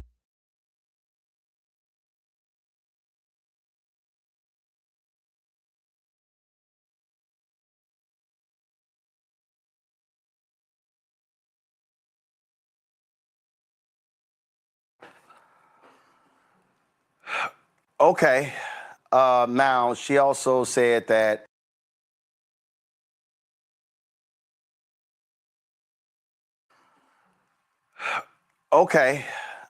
now, she also said that she didn't realize she was given to Donald Trump and the Republican folks. She thought she was given to veterans groups. Okay. All right. Now listen. Okay. I understand this idea when it comes to, you know what? I don't necessarily know, these things happen. I'm not really savvy at social media. I get all that. Here's my problem. Okay, go to my iPad, Anthony. So, y'all. So right now, okay, this is a video of Brandy getting her star on the Hollywood Walk of Fame. Y'all, it's only 4 buttons on Instagram. Okay, the far left button is the heart if you want to like it. The one right next to it is the comment button. The one next to it is the repost, reshare button, is the repost button. And the one next to that is the share button. Now, y'all, when I'm scrolling, I'm scrolling. I'm just saying, you come to me now. I'm just saying it's a little hard to say you were scrolling and you accidentally hit the button that's the third from the left or the second from the right. That's a little hard for me to fathom that one. So I'm just saying, okay? So folk are weighing in, and she gonna have to deal with this. But guess what? She got some explaining to do about all those 14, 17 contributions that she made in her name that matched her legal name in Stone Mountain, Georgia. Just saying, that might be impacting some ticket sales for the tour that's going on. So we'll see what happens with that. Then, of course, my goodness, Stephen A. Smith, he interviews this black conservative, Anton Daniels, and I really gets on my nerves when these black conservatives tout stuff that Trump did for black people. That's a lie. And I saw this, and go ahead and play it. When you decided to support Trump in 2024, what was it about the MAGA movement that made you support it? Was it the fact that you are, as you described, or was there something different transpiring in 2024 that you saw compelled you to gravitate towards that? The first thing is I felt like the election was stolen from him in 2020. There's no way that anybody can convince me that Joe Biden is the most popular president of all time and he got over 81 million votes. I'm not going for it. The second thing is that I started to take a deeper look at my own life, right? Because especially as black people in the community, we taught to automatically vote Democrat regardless because we black, right? Yeah. But when I started to deep dive into the things that Democrats stood for, it wasn't the fact that Republicans or Trump or MAGA first got my attention.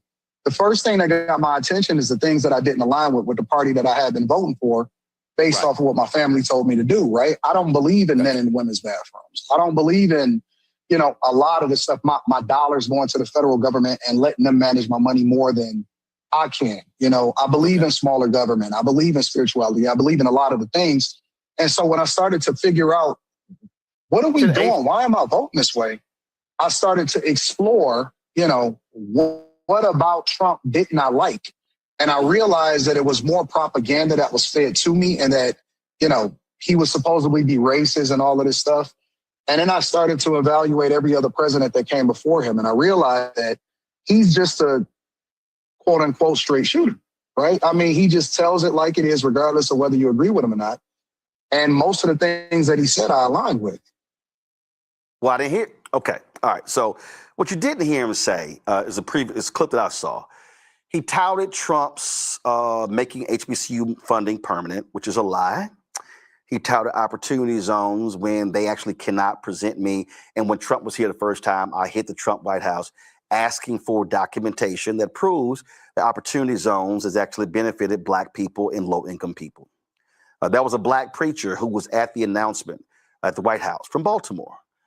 He came on the show. He spoke at the announcement of the opportunity zones. He came on the show.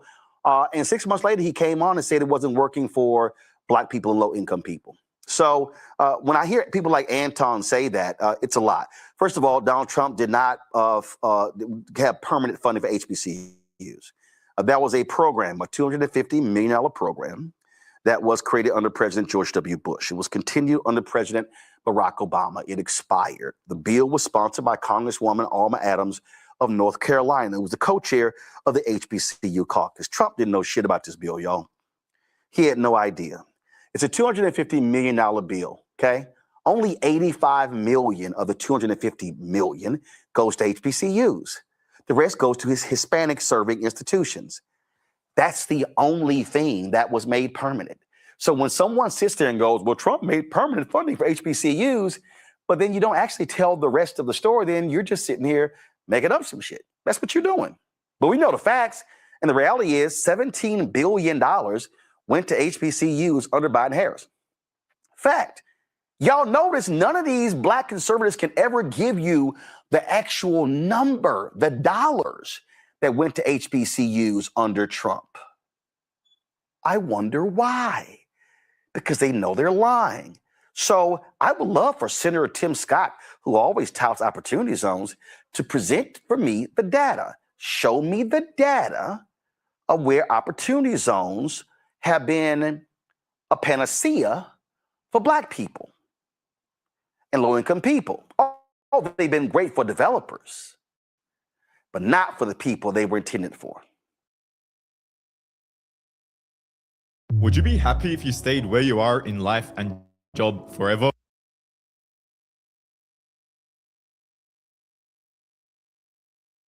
If the answer is yes, then this video is not for you. But if you want to finally achieve the time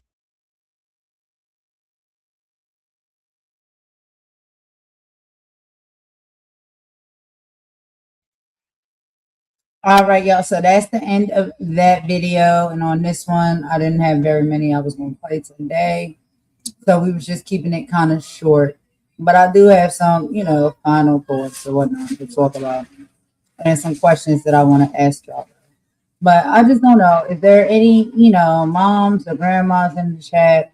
With everything that's going on in Israel and Iran, are you worried about your own kids and grandkids? As we see that they may be taking us back to a time of drafting, are you worried about your children being called up for service?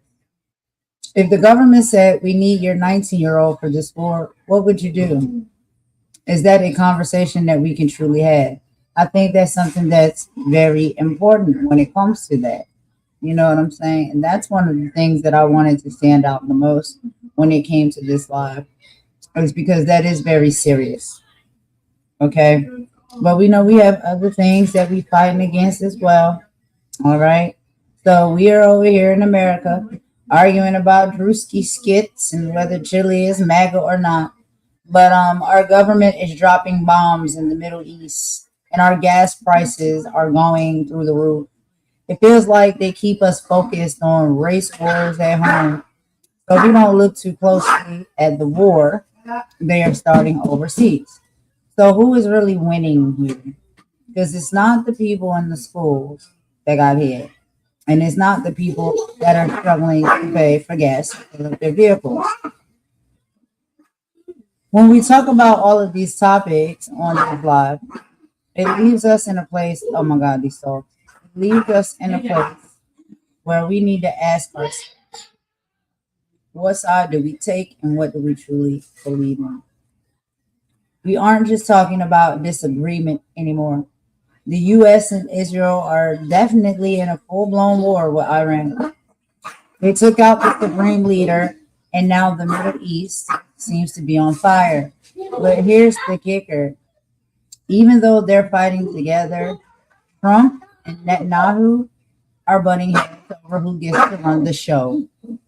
Once the smoke clears, is the U.S. use or is the leadership people voted for being in the proper position that it deserves to be? We can have these conversations. Y'all let me know how y'all feel. These dogs are howling out. I'm getting ready to go. I'm so sorry for the distraction.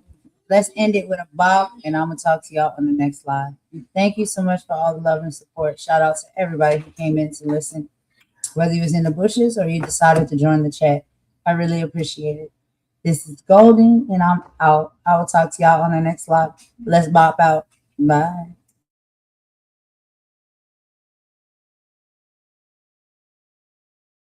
Sickness spreads in whispers, and poison wells in corrupted corrupted. But a community with a strong immune system develops its own antidote. This is the cure. Listen.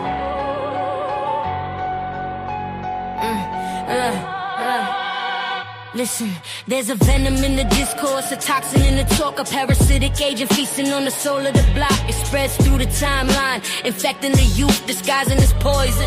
In the fragment of truth, it preaches self-interest, promotes the individual dream. Anything to fracture the collective, to poison the stream. We see the symptoms in the envy, the distrust that you breed. You planting seeds of chaos, fulfilling the system's need.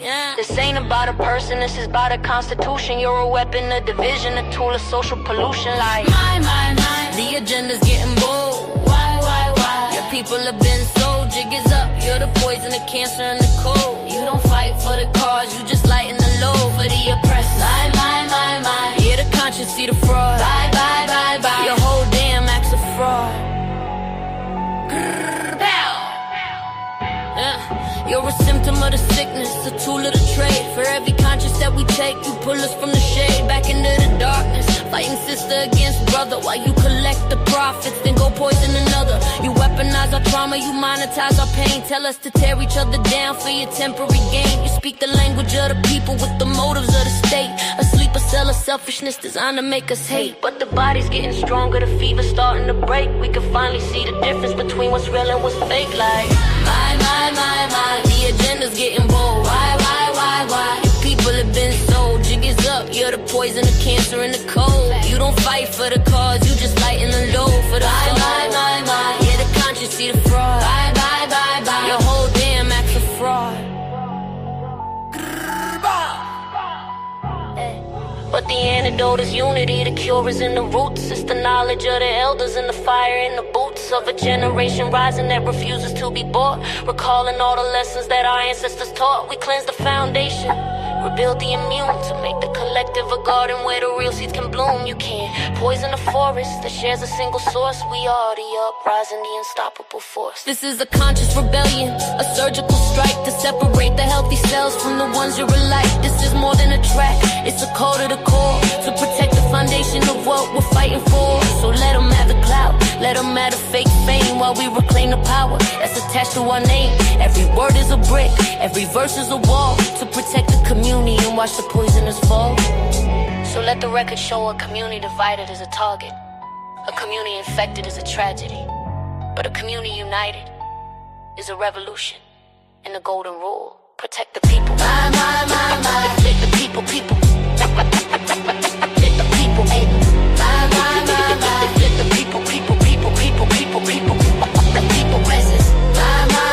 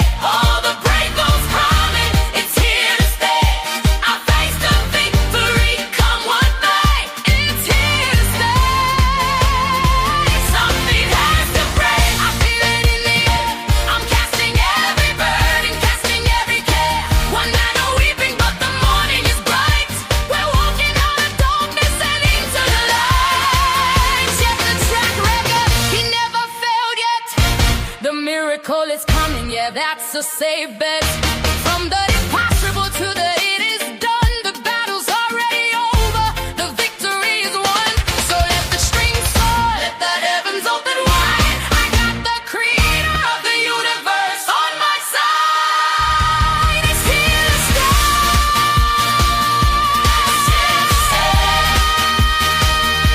The morning is here.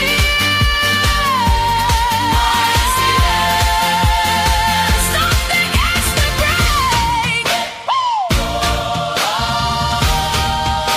The morning is here.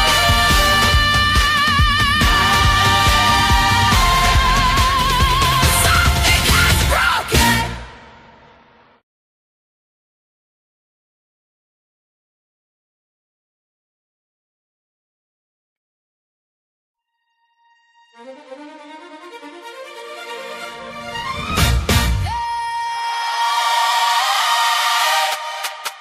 Cradle and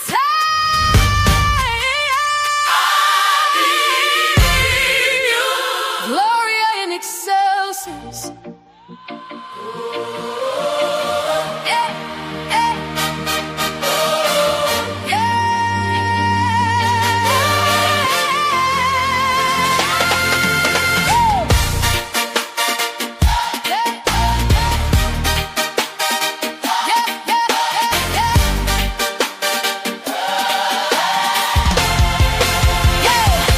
I've been through the fire, walked through the rain, felt that pressure, felt that pain. They told me it was over, told me just give in, but they don't know the power that's living within. Yeah, I'm looking at the mountain, telling it to move. I got a different rhythm, I got a different groove. The chains are getting heavy, well, I'm getting strong. The king is on the throne, yeah, that's where I belong. Now the night is over, I see the day. All the breakthroughs coming, it's here to stay. I face the victory, come what may. It's here to stay. Something has to break. I feel it in the air. I'm casting every burden, casting every care. One night of weeping, but the morning is bright. We're walking out of darkness and into the light. Check the track record, he never failed yet. The miracle is coming, yeah, that's a safe bet. From the